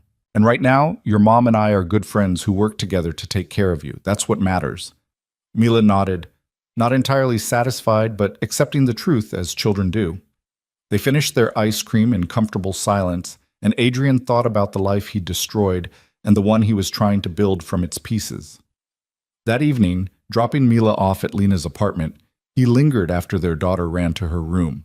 Lena noticed, pausing in the doorway. "Everything okay?" "Mila asked today if I wished we could get married again." Lena's expression closed slightly. "What did you tell her?" The truth.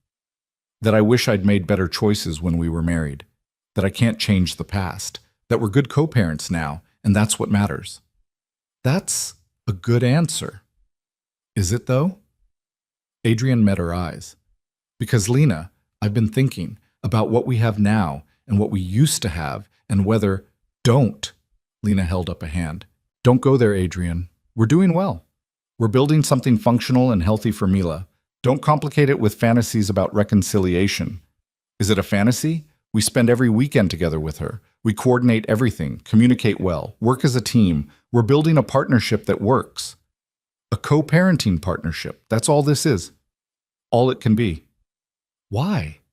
Because I screwed up 4 years ago? Because I chose wrong and hurt you and destroyed what we had? I know I did all that, Lena, but I'm different now. We're different now. Maybe we could— No. Her voice was firm. Adrian, you're doing amazing with Mila. You're being the father I always hoped you could be. But that doesn't mean I'm going to risk my heart on you again. I survived our divorce, survived building a life alone with our daughter. I won't go through that again. You wouldn't have to. I'm not that man anymore. Aren't you? Lena's eyes were sad but certain. You walked away from your empire for Mila. That's beautiful and meaningful and exactly what she needed. But Adrian, you didn't walk away from me. You didn't even know I existed in your thinking until you saw us at that park. If circumstances were different, if you'd never learned about Mila, you'd still be out there building power and chasing the next deal. I wasn't enough to change you, only she was. The words hit Adrian with the force of absolute truth. Lena was right. He'd transformed himself for Mila, not for her. The woman he'd once loved hadn't been enough to make him want something different. Only his daughter had been. I'm sorry, he said quietly, for not changing for you, for not realizing what I had until it was too late. I know you are, and I've forgiven you, or I'm working on it. But forgiveness doesn't mean reconciliation. It just means I'm not carrying anger anymore. We're good, Adrian. We're better than good. We're functioning co-parents who genuinely like each other and want the best for our daughter. That's more than a lot of divorced couples have. Let's not ruin it by trying to resurrect something that died for good reasons. Adrian wanted to argue, wanted to make the case that they could build something new from the ashes of their marriage. But looking at Lena's face, at the certainty there, the self-protection that came from hard-won wisdom, he understood that pushing would only damage what they'd built. Okay, he said. Okay, you're right. I'm grateful for what we have. I won't complicate it. Lena nodded, relief evident. Thank you. And Adrian? For what it's worth, I'm proud of you, of who you're becoming. Mila's lucky to have you as her father. The validation meant more than Adrian could express. He left the apartment feeling both disappointed and grateful. Disappointed that romantic reconciliation wasn't possible, but grateful that he had Lena's respect, her friendship, and her partnership in raising their daughter. It was enough. It had to be. Fall arrived with its annual promise of fresh starts. Mila started pre-K, nervous and excited in equal measure. Adrian took her to the first day, held her hand while she clung to his leg, then watched her bravely walk into the classroom when her teacher called. He stood outside the window like a dozen other parents, watching his daughter navigate this new world, ready to intervene but hoping he wouldn't have to. She was fine, better than fine. She made friends immediately, threw herself into activities with characteristic enthusiasm, and came home every day with stories and artwork and a vocabulary that seemed to expand hourly.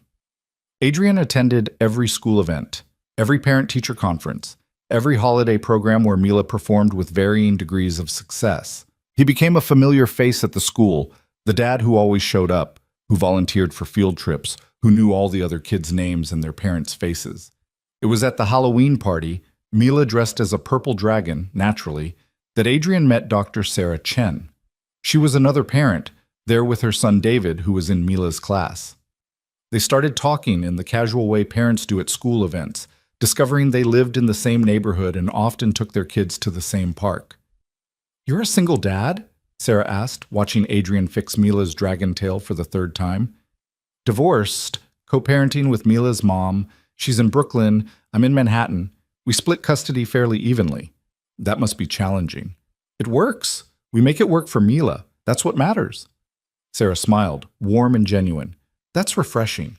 My ex-husband and I can barely be in the same room without arguing. It's nice to see divorced parents who actually function as a team. They exchanged numbers for potential playdates between Mila and David. Adrian thought nothing of it beyond the practical advantages of having parent friends. But over the following weeks, Sarah kept appearing in his life. At the park, at school pickup, at weekend events. Their kids played well together. They had coffee while supervising playground adventures. They discovered shared interests and easy conversation. It took Adrian embarrassingly long to realize Sarah was interested. That the casual conversations and frequent encounters weren't coincidental, but orchestrated. That the single mom with the kind smile and easy laugh was carefully, deliberately making herself available. "She likes you," Lena said when Adrian mentioned Sarah during one of their weekly coordination calls. "You should ask her out." "I'm not looking to date anyone." "Why not?" "Adrian, you're 42. You're not going to stay single forever just because our marriage failed. You're allowed to move on." "Have you moved on?"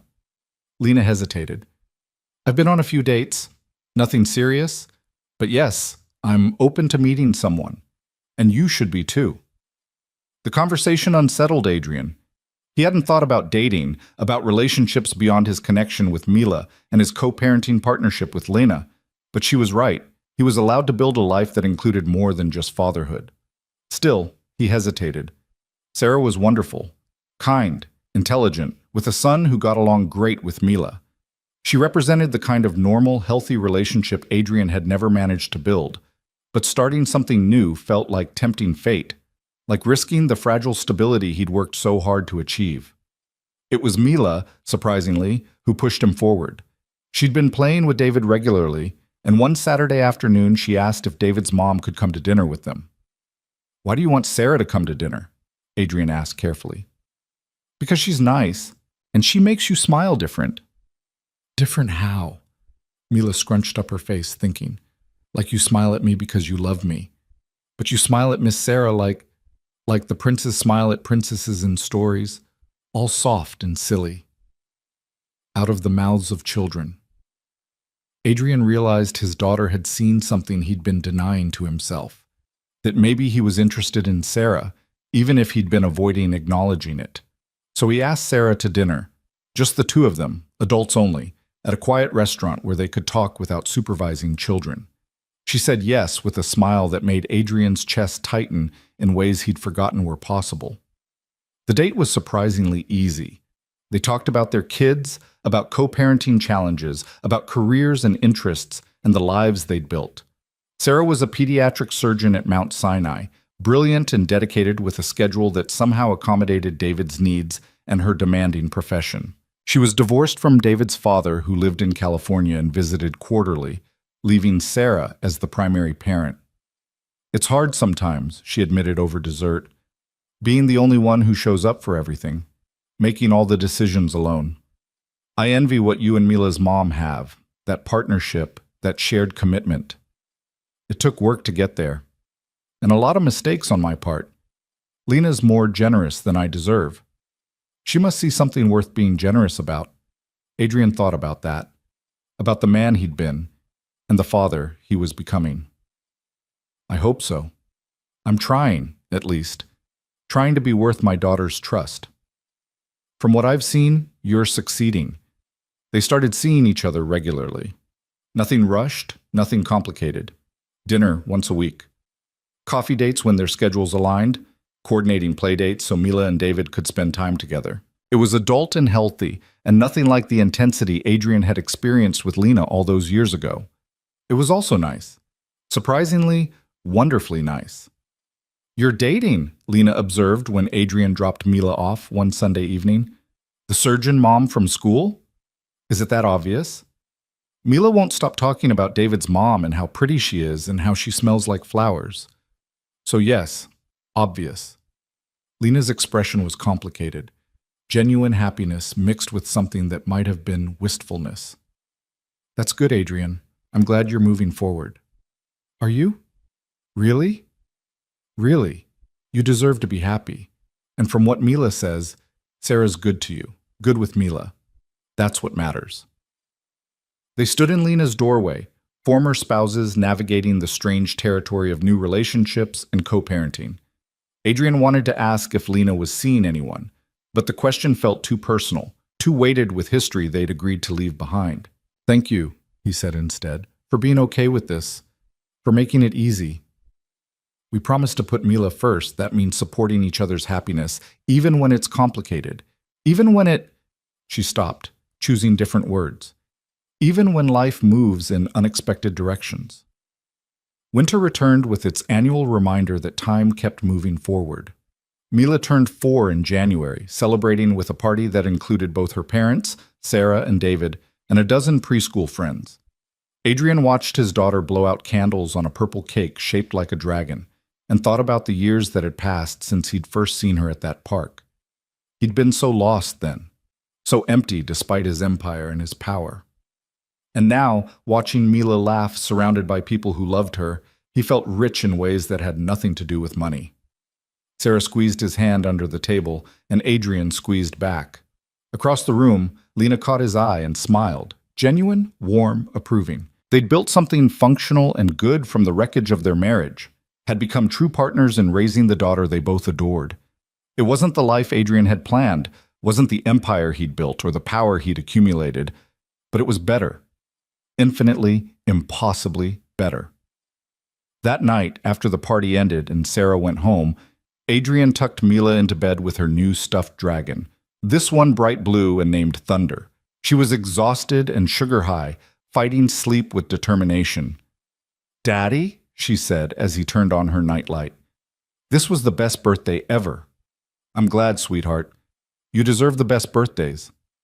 "Will you be here for my next birthday? And the one after that? And all the birthdays forever?" Adrian sat on the edge of her bed, brushing dark hair from her forehead. "I'll be here for every birthday you'll let me attend. Even when you're a teenager and think I'm embarrassing. Even when you're grown up and have your own life. I'll always show up for you, Mila. Always." "Promise?" "I promise." She smiled, satisfied, and closed her eyes. Within minutes, her breathing deepened into the rhythm of childhood sleep. Adrian stayed a moment longer, watching his daughter dream, thinking about promises and redemption and the strange grace of second chances. He'd walked away from an empire to be here, had dismantled everything he'd built to become the father Mila deserved, and looking at her peaceful face, at the trust she placed in him despite having every reason not to, Adrian knew he'd made the right choice. The only choice, really, because empires fell and money disappeared and power meant nothing in the end. But this small girl dreaming of dragons and birthday parties, this life built on showing up and being present and choosing love over everything else, this was the greatest thing Adrian Cole would ever build. This was home. This was family. This was everything that mattered. And he'd spend the rest of his life proving worthy of it.